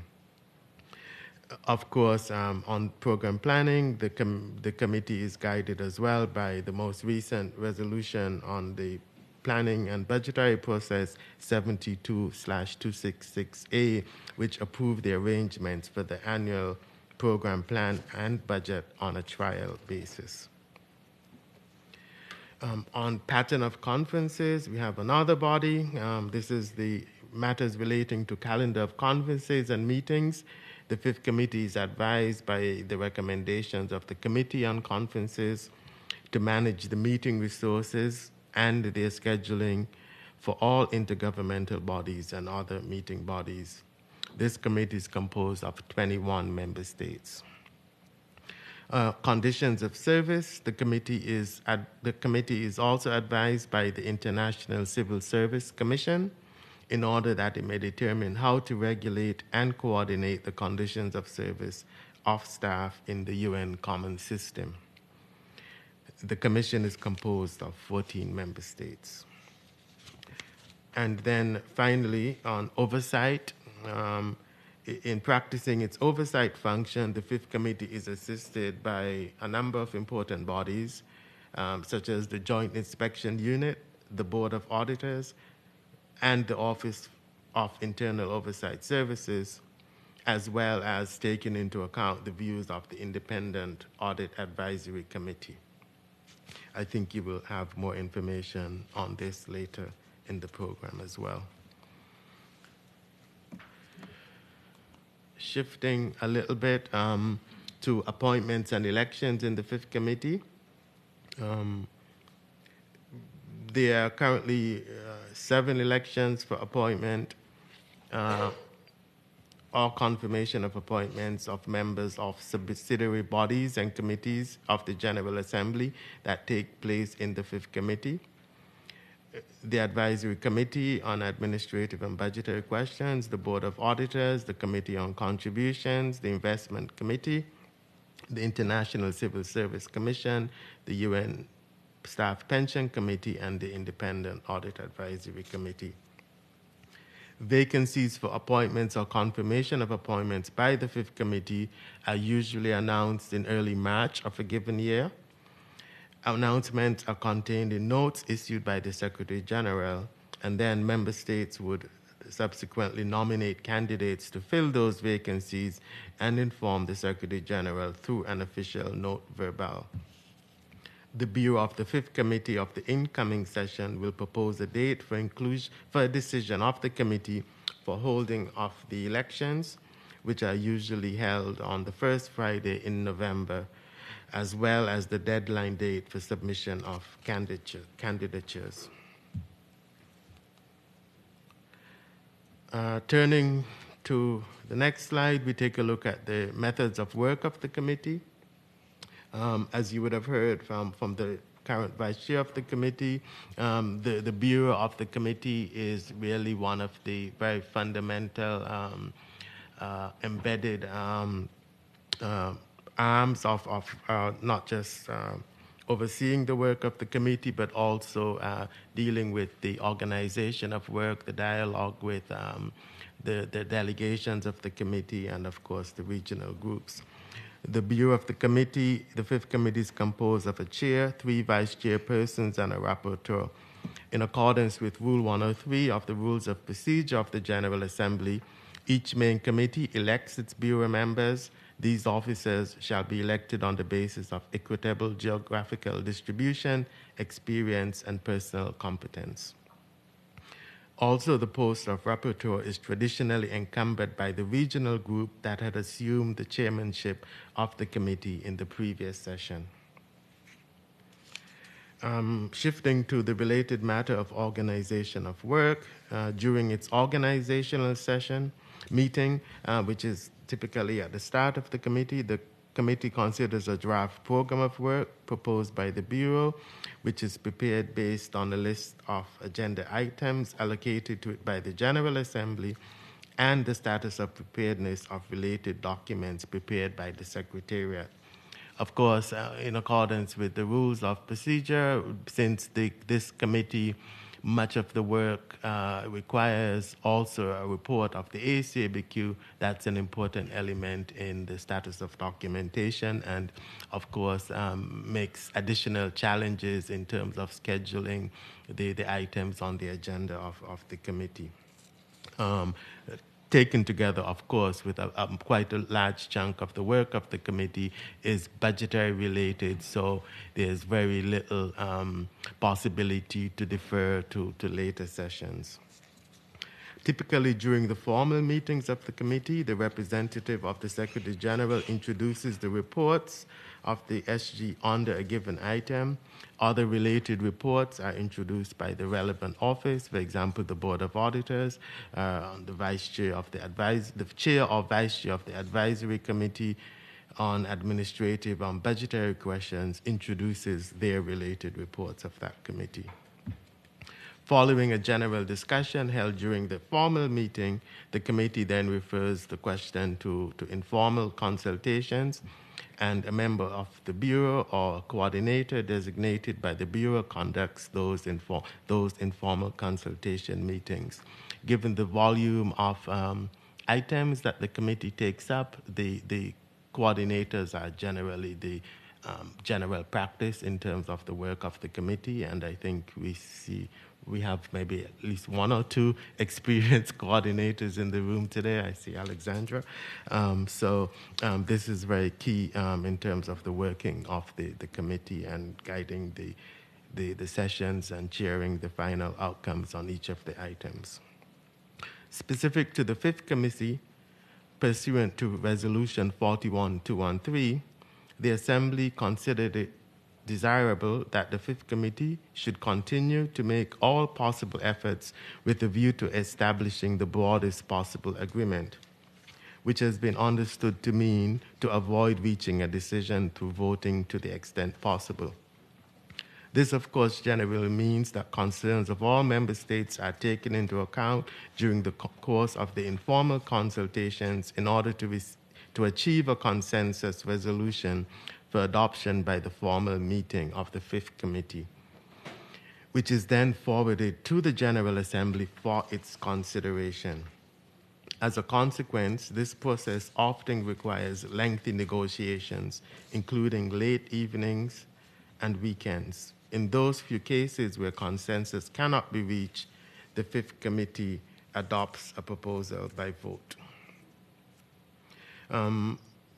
On working methods, experience learned over the last few years, given the typical heavy agenda, organization of work is always key to a smooth session.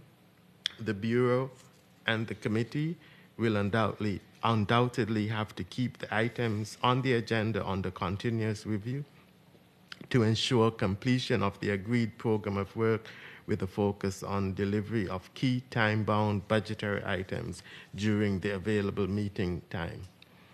During the last few years, with the pandemic, the committee gained experience using online meetings, and of course, as we move forward, this could be an option for those times when the committee needs to meet outside regular meeting hours, late night, or on weekends. As you heard from the controller, there are still certain challenges relating to the use of remote interpretation, and that's something that we would continue to be guided by the General Assembly Affairs and the decisions taken in the Committee on Conferences. Balancing the use of meeting time, in any case, for the Fifth Committee is always critical between the formal statements, the informal question and answer sessions, and informal draft resolution negotiations. You've heard from the controller some of the efforts that's been made towards making available documentation, information in terms of the online information. So he spoke to the budget information portal. Similarly, there's efforts to revamp the HR Insight, which provides HR information. And then there's, of course, the information on the contributions portal, which shows the situation in terms of the collections of those assessments made to member states, and that's also critical information for the work of the committee. To the extent possible, written questions received in advance are encouraged to provide additional time for preparation and ensure timely availability of responses. Also, the Fifth Committee will have all the written responses already provided by the Secretariat to the ACABQ. So reliance on these responses is, of course, encouraged towards limiting the additional responses needed from the Secretariat. Because of the process of negotiations, the fact that the committee deals with so many technical matters, so many budgetary-related matters, there's a certain process, a certain phase of discussions, which involves the introduction of the reports, including the Secretary General, the ACABQ reports. There is the question and answer process, and sometimes often those questions, because of time limitations, have to be provided in writing, and then after that there is the proposals by member states and the negotiations. So the time is very limited, and so therefore this is always a challenge in terms of making everything fit within the available meeting time. In terms of what we see coming for the 77th session, you would have heard the remarks by the controller. In general, the committee is expected to consider roughly the same number of agenda and sub-items that would be presumably allocated to the committee. So therefore, this is roughly about 60 items.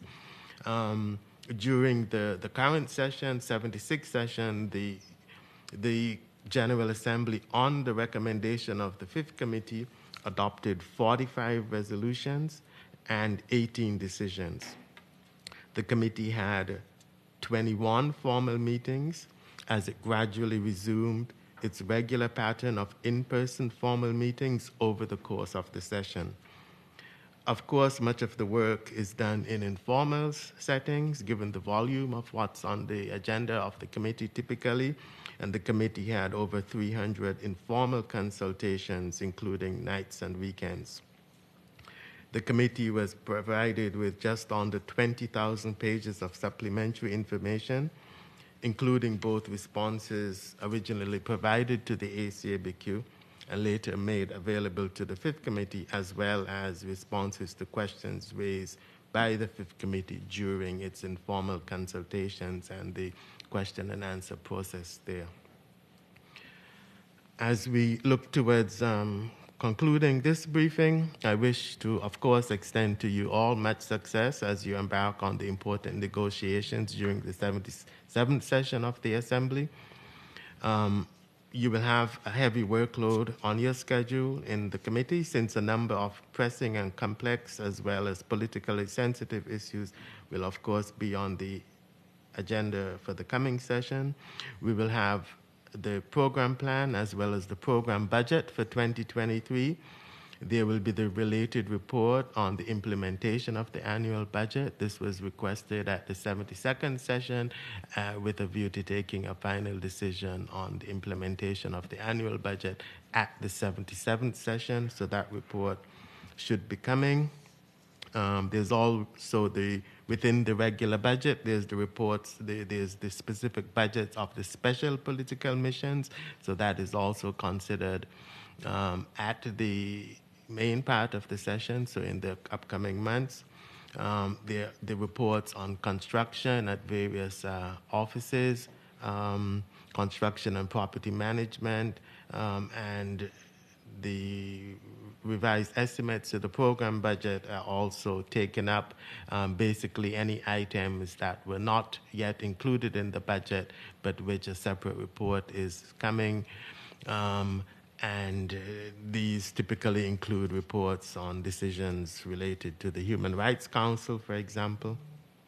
Then you have, of course, the numerous reports of oversight bodies, the Board of Auditors, OIOS, IAAC, and the Joint Inspection Unit. And then we typically start out the session with the reports of the Committee on Contributions, because that, of course, includes recommendations about those member states that have not made the requisite minimum payment in order to maintain their vote, but depending on the recommendations made by the Committee on Contributions, the Fifth Committee would then, in those few instances, make a recommendation to the General Assembly in terms of allowing those member states which have not paid its assessed contributions due to matters beyond their control, and this is something that is typically taken up at the start of the session in order to have a decision on the voting at the main part or at the entire session. You also have reports of the Pension Fund, the ICSC, and on administration of justice. Other important reports: pattern of conferences, the budgets for the residual mechanism for the tribunal, and subventions for special courts are also considered at this session.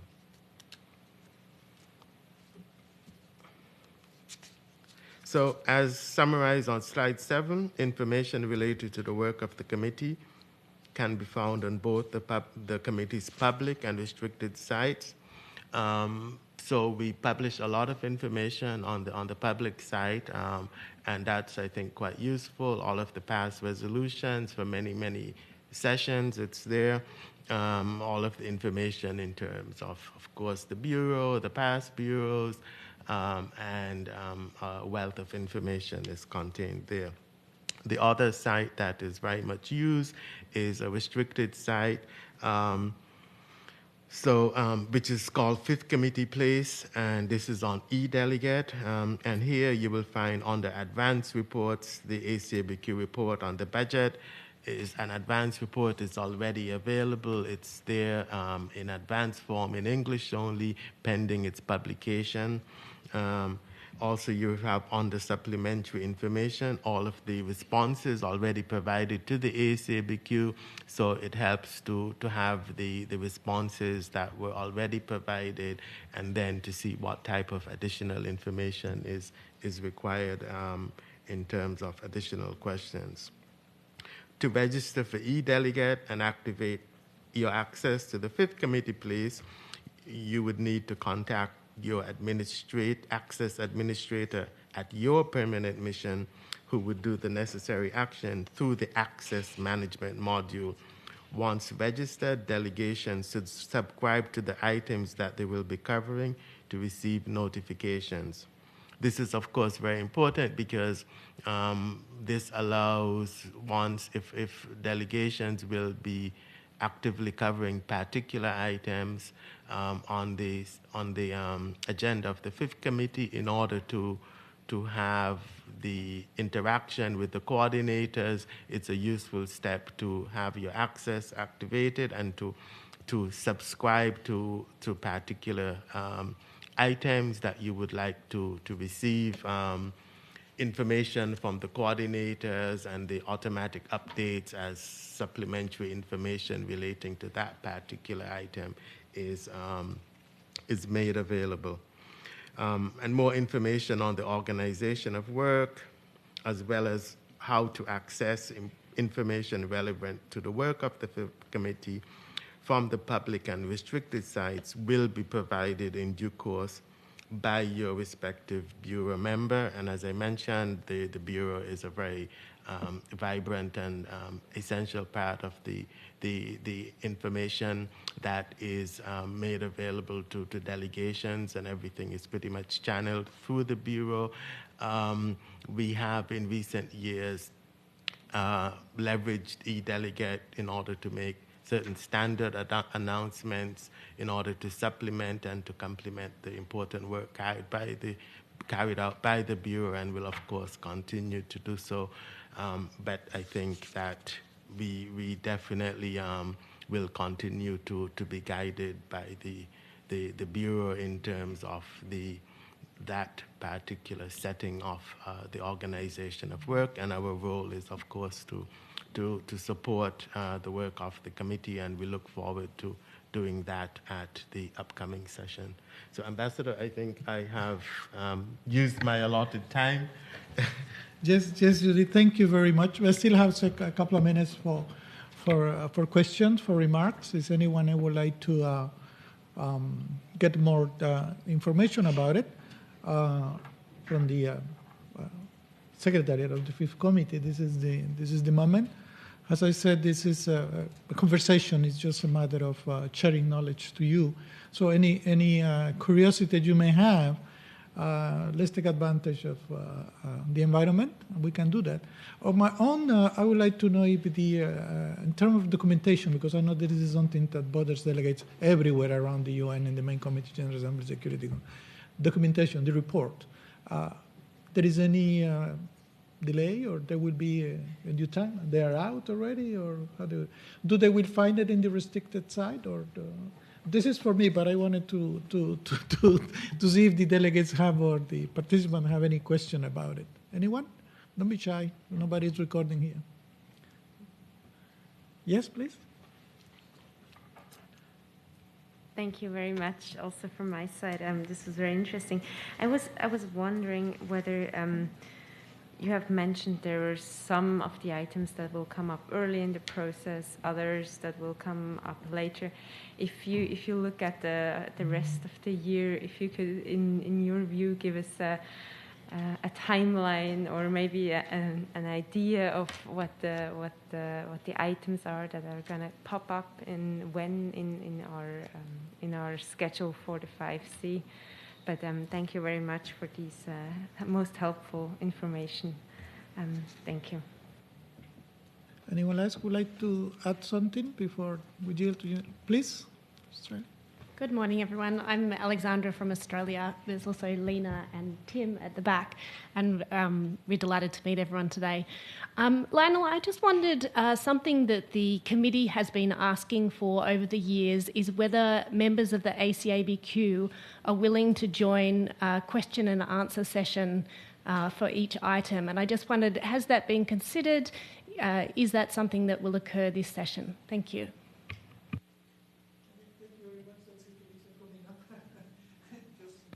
So let's take a little if you wanted to answer these comments, and then we continue. Thank you, Ambassador. So first, just on your own sort of question, which is, of course, very insightful. I mean, you obviously know the challenges that the committee faces and that both Felista and myself deal with in terms of the documentation. For this session, I think we're in probably better shape than in previous years in the sense that the two of the really big items that the committee always deals with, it's the annual budget and the special political mission budgets. And both of those, we have already the reports of the ACABQ, which is really essential for the committee to schedule at the start of the session.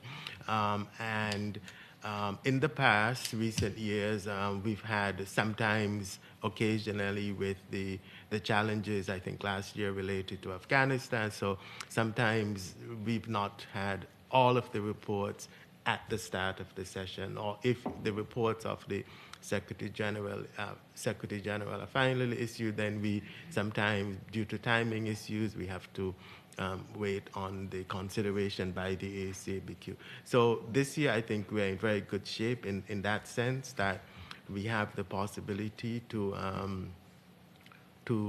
take up entirely the program budget.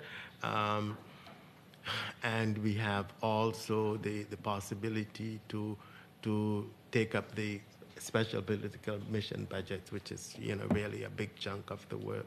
So I think in that sense we are good. Nevertheless, we still struggle a little bit, I will be frank, and I think you know this, with dealing with the timing of things.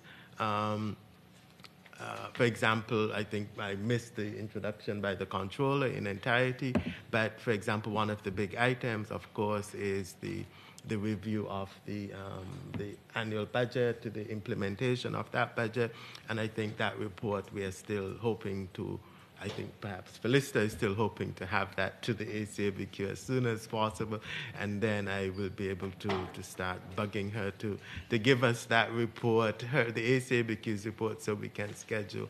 And that's, I think, one of the key items on the agenda.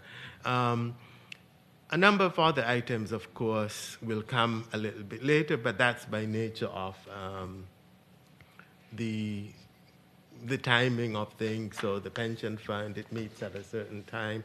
The International Civil Service Commission, it meets at a certain time. So, any financial implications related to those reports can only come after those meetings and then go to the ACABQ. And so it's like most of those things, I think are on track, but typically it does come a little bit later. I think that, as I said, I think the main thing at this session that I see is that one of the underlying advantages of the annual budget, which is the idea of rescheduling a little bit so that the special political missions budgets could be considered by the ACABQ, and then instead of the past years, maybe 3-5 years ago, when you would have those items only being taken up midway through the main session, we do have the opportunity. It's finally, I think, sort of worked out a little bit. So that's working well. And then I think the related question relating to timing of items. As I mentioned, the first, I think, typically we have 2 items that are, or let's say 3 that are sort of like in the first days. One is making sure that the committee agrees on a rough program on the organization of work on the first day of the session. And that is sort of the basis. That program is always very rough. The first few weeks are quite detailed, but it's always a bit moving as we move into late October and November, and that's why we depend a lot on the decisions and the guidance of the Bureau and the interaction with delegations in terms of adjusting the program. So there'll be the organization of work. There'll be the decision on the Committee on Contributions report, particularly related to Article 19 of the Charter, which allows the possibility to enable the General Assembly to authorize some member states to vote, notwithstanding their contribution status. And so that's also one of the items that are on the first day. And then I think the third item that will probably have to be taken up and go through the process on that first day and in the subsequent week is the Afghanistan Special Political Mission budget. That one, I believe, was authorized only through October of this year. So there will be 2 Afghanistan-related budgets, one more urgent, which is the approval of the funding for 2022. And again, the ACABQ has finalized its report, and then there will be the regular 2023 budget for Afghanistan and all of the other special political mission budgets. So what we would roughly ideally foresee would be that the first week we'll be dealing with organization of work, Article 19, the voting questions, the Afghanistan 2022 budget, perhaps getting into some of the oversight-related reports, which are typically available and do not have to go through the advisory committee. There's no report coming for that. And then by the second week, we envision that the Secretary General, by middle of that week, I believe on Wednesday, the 12th, if my recollection is correct, and subject, of course, to the decisions of the Bureau and subject, of course, to the decisions of the committee, the Secretary General would introduce the 2023 budget by middle of the second week, and that would allow a lot of the subsequent weeks to focus on the budget. And we would also hope to introduce the special political mission budgets that week, and that would enable a big chunk of the rest of October to focus on those items, the budget and the special political mission budget. And there will be some other items. Hopefully we'll be able to turn in parallel to the report on the annual budget, the review implementation of that budget. Typically, we hope later in October we will revert to some of the construction-related issues. Those tend to come a little bit later. Any revised estimates and the reports of ICSC pension fund. But essentially, we foresee that much of October will really unfold like that. So I think that works. On the question of the the interaction with the advisory committee, and hopefully Felista would have heard, but I know this is an issue, just to repeat, relating to the possibility for more engagement in the informal consultations, of course, for benefit of everyone. What typically happens is that we have in full the chair, or if he's not available, the vice chair, who would introduce the reports in the formal sessions, but this is really a question of whether we could leverage more interaction in the informal consultations with the chair of the ACABQ. I know it's something that has already been mentioned in the advanced meetings with our incoming chair, and I think the incoming chair would, I believe he may have already met with the ACABQ chair, but typically they are weekly meetings. It's something that I imagine would be discussed. It's always, to be frank, I think always a trade-off, because as we are pushing the ACABQ to issue its report, then it's a question of how much is it the possibility for their interaction in our meetings.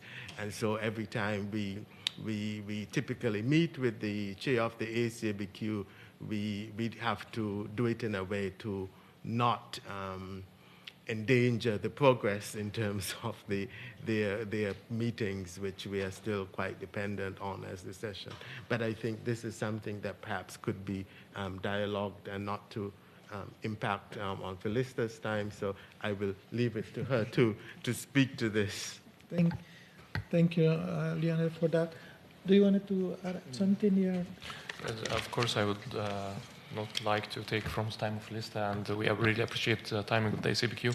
Just to add a point on the reports, it actually comes in line with what I think you can all feel, and what I said in the intervention of the 76 Bureau about the continuum between the Secretariat and the Bureau and the member states.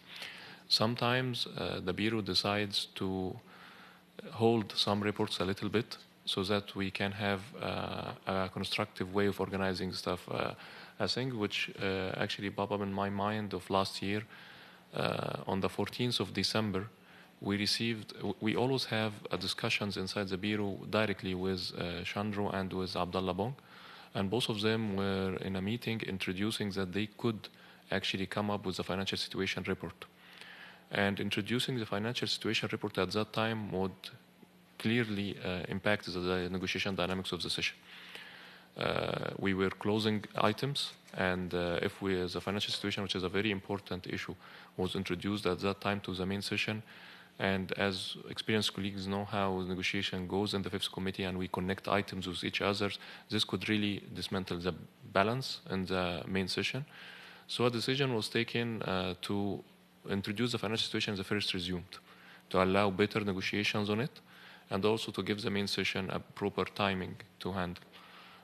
This decision, when it's taken by the Bureau, is not like a personal decision. Everyone is held seriously accountable by his constituency or her constituency in the main general membership.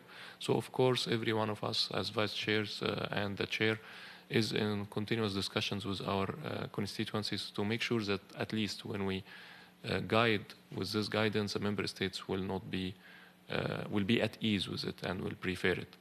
It's an example that I wanted to put in front of you just to reflect the theoretical framework put out by Lionel, how we handle some of the reports and why some of the reports are in the first resume, not in the main session, and why some are in the second resume, not in the first resume.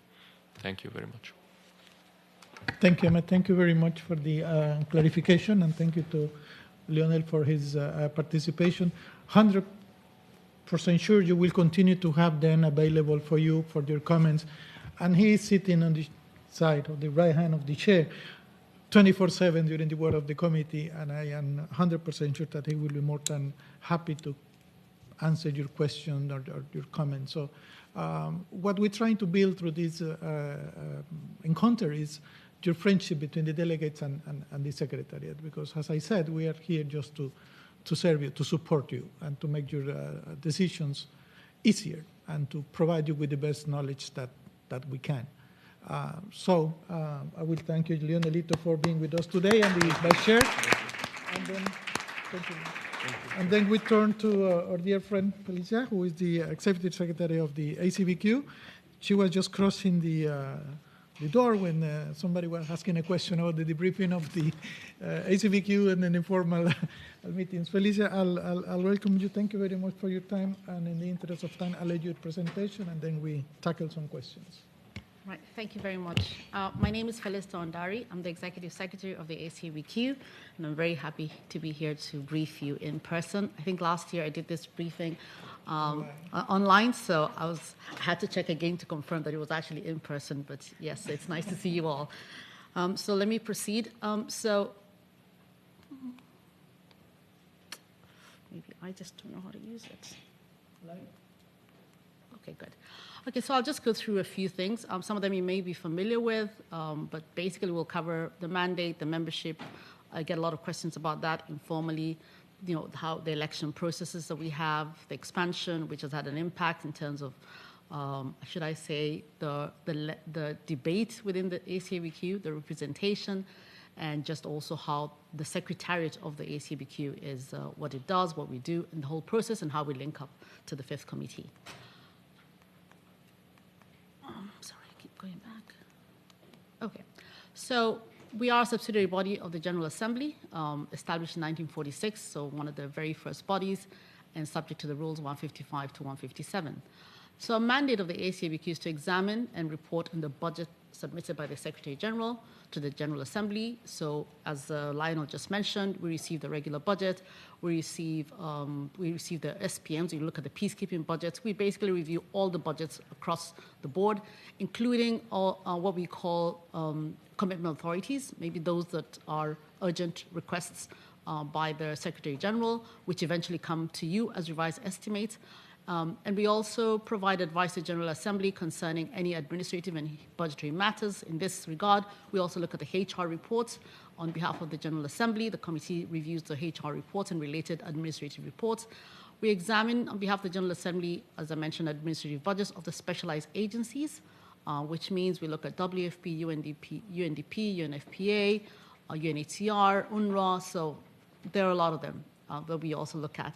Some of them are annual, some of them are biannual, some of them are every 3 years. So they all, including UNU, so there's a whole list of them. And we also consider the report of the General Assembly on the auditor's report on accounts of the United Nations and also those of the specialized agencies. So the membership of the ACABQ, we have 21 members, and that includes the chairman, and in this current year, we have 3 vice chairs. So they're elected, of course, as you all know, by the General Assembly for a period of 3 years on the basis of a broad geographical representation, and there are no 2 members from the same member state. And members come to this committee to serve in their personal capacity and not as representatives of member states. So there's always a little bit of a confusion, even including with the Secretariat itself. So sometimes they'll address them as representatives of their member states, but they're actually they're in their personal capacity. So we always try to make sure we clarify that to the Secretariat itself. And members retire by rotation and are eligible for reappointment. So the election, of course, I'm sure you are all aware of this, elects members of the advisory committee at a regular session, immediately preceding the expiration of the term of the office of the member, or in the case of vacancy. So this year we've had a vacancy, which I think was filled recently, and I think we do have a new member coming in as a result of a vacancy starting this session. And I believe we will have a few members retiring at the end of this session, so I think that will also be something that comes to the General Assembly for review. The chairman and the vice chairs are elected by members of the advisory committee. So once the 21 members are elected, or once the 21 members who are elected, they come together, and I conduct the elections of the chairman, and I also conduct the elections of the vice chairs. So they determine also how many vice chairs they want to have, whether it's 1, 2, or 3. So it's not cast in stone. So they make that determination, and so in that election process, we carry it out towards the end of the year, typically around November, December. So just to give you an overview of the expansion process, in 1946, there were 9 members. 1961, there were 20, it expanded to 12 members. 1971, 13 members. 1977, 16 members. And just most recently, in 2020, we have 21 members. So the representation, this is the current representation based on the resolution. African group with 5, which means there's an expansion of 2. Asia and Pacific group 5, Eastern Europe 3, Latin American Caribbean 4, and Western Europe and others 4. So that's the current representation of the member states of the regional groups within the ACABQ. The Secretariat itself, I'm the Executive Secretary, and I'm also supported by a deputy. And the Secretariat team includes, should I say, we're 15 of us within the Secretariat. So so we're 2. I'm the Executive Secretary. We have a deputy. We have a number of senior drafters and also just regular drafters, as well as a small little support group.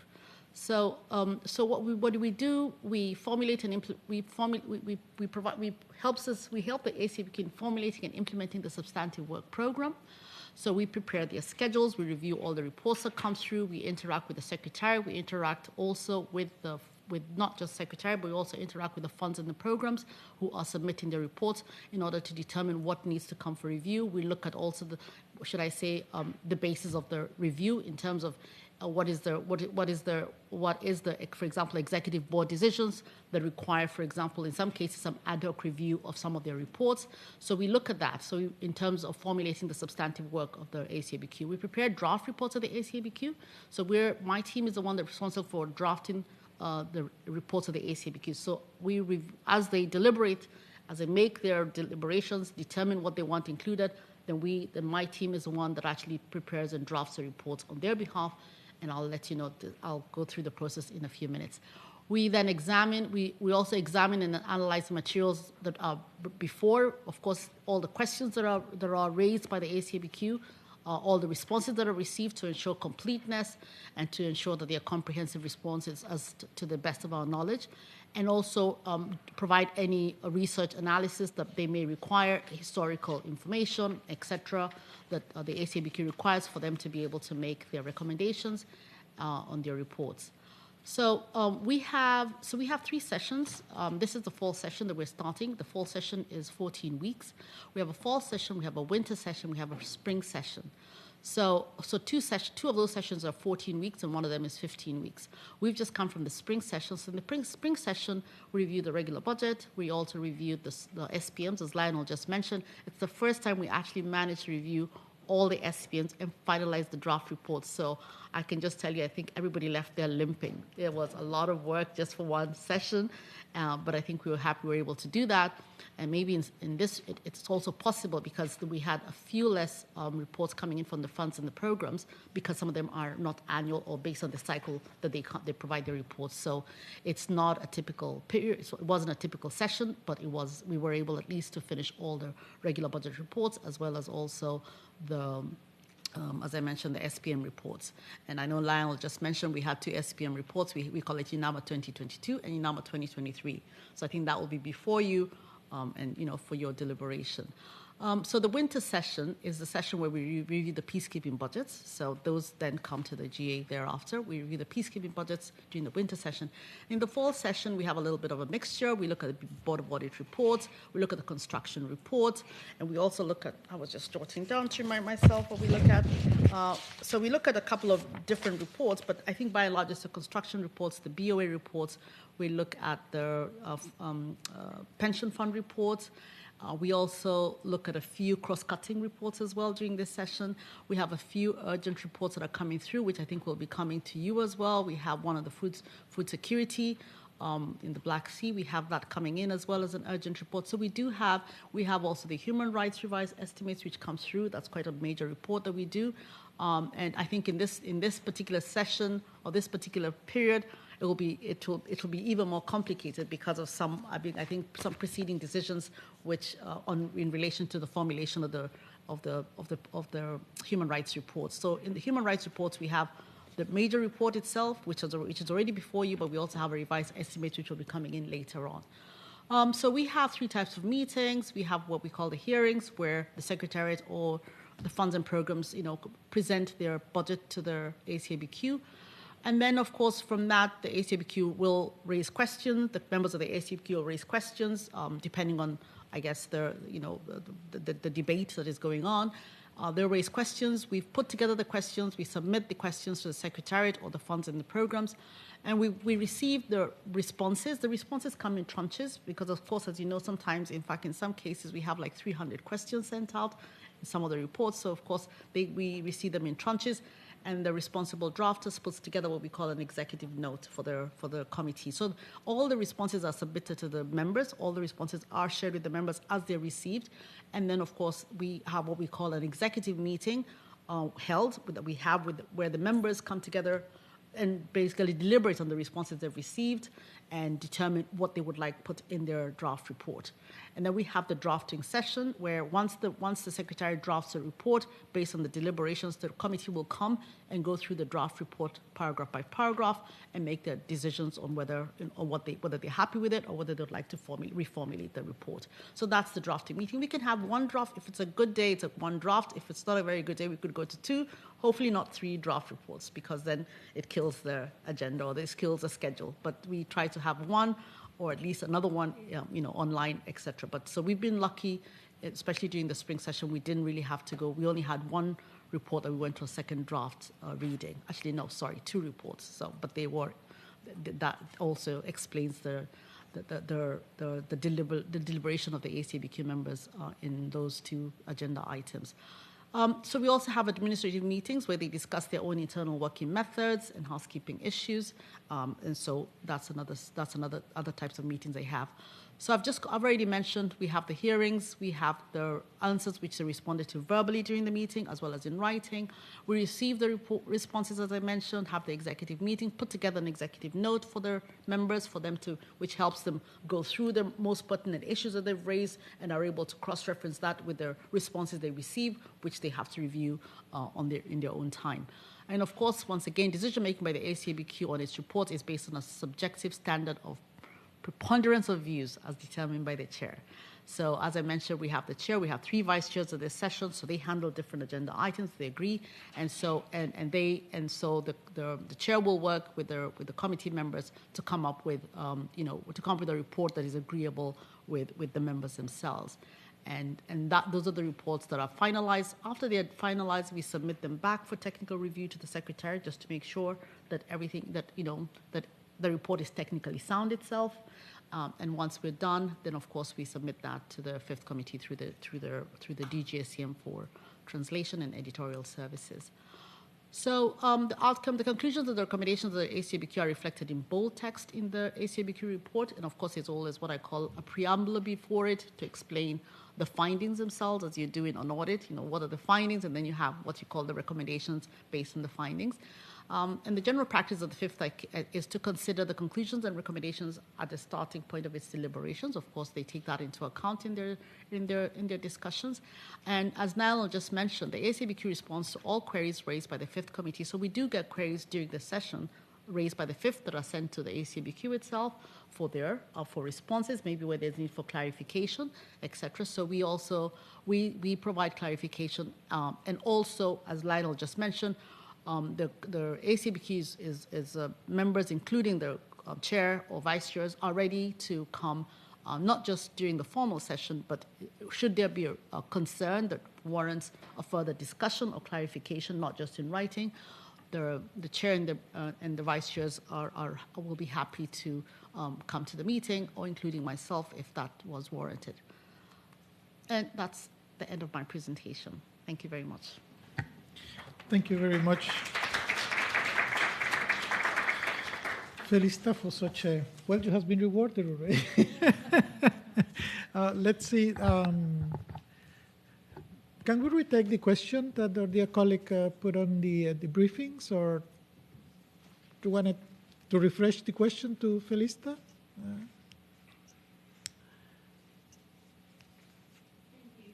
It's a discussion that the 5th Committee has been having for some time about the engagement with ACABQ members in the informal Q&A sessions where, of course, the Secretariat turn up to respond to their reports, but they're not in a position to respond on behalf of the ACABQ.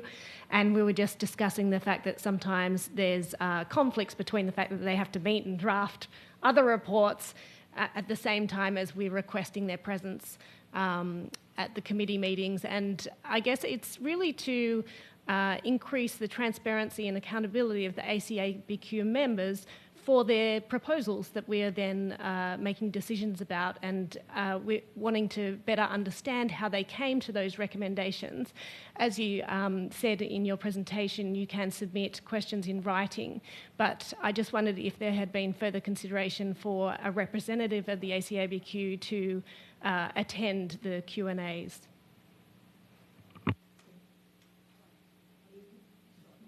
So, as I just mentioned, I think that issue has arisen. I think it has definitely come through to the ACABQ members, and I think my marching orders are that they are willing and ready to come to the fifth committee, the chair and the vice chairs, definitely, because they're the ones who basically take agenda items, and they clear the draft reports themselves, so they're fully aware of what the discussion has been, and also where there are nuances where there are nuances within the drafting of the report and the wording, because sometimes it can be a bit, I think you need some clarification to understand the action, sometimes to understand what is the thinking, and because you also get all the questions that are and responses that are raised by the ACABQ raises, right? I know it's a lot, so it's not like you're gonna, you might be able to go through all of them, but I think I would say where there maybe not necessarily all reports may not warrant, all agenda items may not warrant that, but I think there are some that would warrant that, and I think we were faced with one particular, should I say, report. They mentioned the human rights, where maybe should I say, a meeting of minds may have been helpful in terms of crafting the final, in terms of maybe understanding what, for example, the ACABQ may have been proposing versus also, and on the other hand, also the ACABQ understanding what is the resolution, how to interpret the resolution of the fifth committee, because I think at the end of the day, there appeared to be a difference of opinion in terms of what the Secretariat itself understood versus what the ACABQ understood of some of the resolutions or some of the wordings of the resolution. So I think it does help if there is, especially for some of those. So I mean, in the event that there are some cases where once you have reviewed the reports and you feel that there's a need to have somebody present, I think as long as we are informed in advance, I think we can try and find. We definitely will be in a position to confirm attendance, mainly the chair, but also the vice chairs, because they're also responsible for some of the reports. So I think that would be something that we can work with Lionel and also with the team. Thank you. Thank you very much. I turn to you guys. Don't be shy. If you want to, just please go ahead. Matsu Fujinuma from the Japanese mission. I'm new to the Fifth Committee, so thank you so much for this wonderful briefing. I have a question about, you mentioned about how the chair decides based on the preponderance of views. So is it that the recommendation is based on, do you take like a vote among the ACABQ, or does the chair kind of figures out,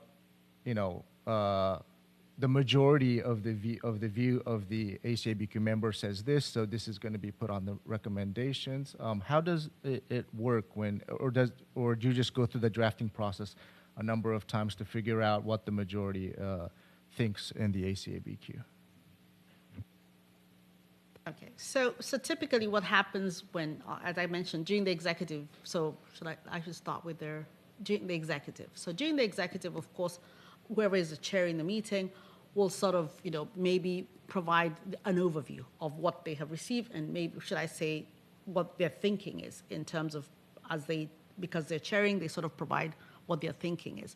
And then thereafter opens it for the other members to deliberate and to provide their opinions. So of course they will have very diverse opinions most of the time, and so in some cases the members themselves will counter each other, or they will try to convince each other of the various positions, and ultimately at the end of the, at the end, once everybody has had an opportunity to express their views and express their concerns or what they would like to recommend and what they would like to have in the report they find important, then the chair will summarize. So the chair will summarize based on, as you mentioned, I would call a bit of the majority view in terms of what has come out from the discussion from there. He'll then augment his view or even make an adjustment to where he started off, having considered what I would say is the majority of the views a lot of the times. I think that's really what happens.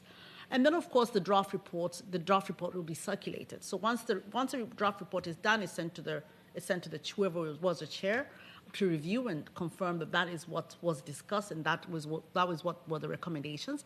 And then it will be shared with the rest of the members. The rest of the members, so of course, on that particular day, the day of the draft, what we call the draft hearing, they will go paragraph by paragraph, and if there is a dispute, they will then, come to the dispute, maybe make amendments, suggested wording, suggested phrasing. Sometimes they'll also propose their own wording and send it through to share with the members, which will then be, so then that draft report is finalized in the meeting, and then the drafter goes ahead and does a final revision based on all the decisions and circulates it again for final review by the members. And if there are issues, they will then reconfirm. So I think that's really the process. So it is a consensus at the end of the day. Because everybody agrees to that. I think it's by and large, should I say, it is by majority, by and large. I would say it is by and large by majority. And a lot of the times, even though in some cases they might, some members might say, well, but even though they may be the minority or maybe they might have the view, they might say, well, they will defer back to the rest, So there's a very good discussion. Thank you.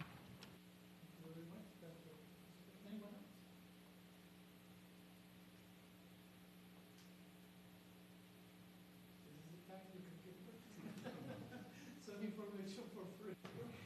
So, it's a difference when you are a delegate and you are sitting on behalf of your nameplate in the committee, and we are sitting in this format where you are free to question, to really participate.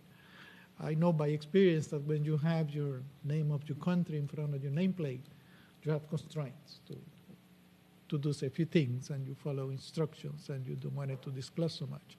So when I came to UNITAR, I was very pleased that I was able to be a little bit more open, more friendly, and things like that. So I just really wanted to encourage you to take advantage of these sessions, because you normally, actually, when you engage an official capacity with the members of the Secretariat, JIU, ACABQ, the Controller, Secretariat, you normally follow some protocols. We, UNITAR, we're trying to break those in order for you to have a more friendly conversation. So it's just an encouragement for you that sometimes you don't have every day these opportunities. That's all. So again, anyone else? If not, we will continue tomorrow then. Thank you very much for your kind presentation and for your time. I am 100% sure they will come to you later on. they refuse to do it now, but they will come to you. You don't be afraid of that. Yeah. So thank you very much, and you're very welcome to to contact the ACABQ. We're sitting where the conference room 10 is. I mean, if you just want to find out anything, ask any question.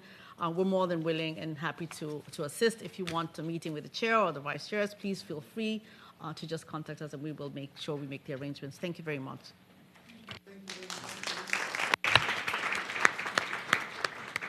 Guys, we continue tomorrow. Same time, we will have the budget process, resolution process. We have a TED Talk, and we ask our dear friends from the Swiss missions to have the conversation among yourself. Gina Smith will be moderating the TED Talk. So please be on time. It's starting to start. And we will have a back-to-back session with Geneva. Geneva colleagues will have their own training in Geneva about the budget process on specialized agencies in Geneva. So we'll see you tomorrow. Any more questions that arises through the middle of the night? Write it down. Write it down and bring it tomorrow. We will try to cover all those. Thank you. Have a wonderful day.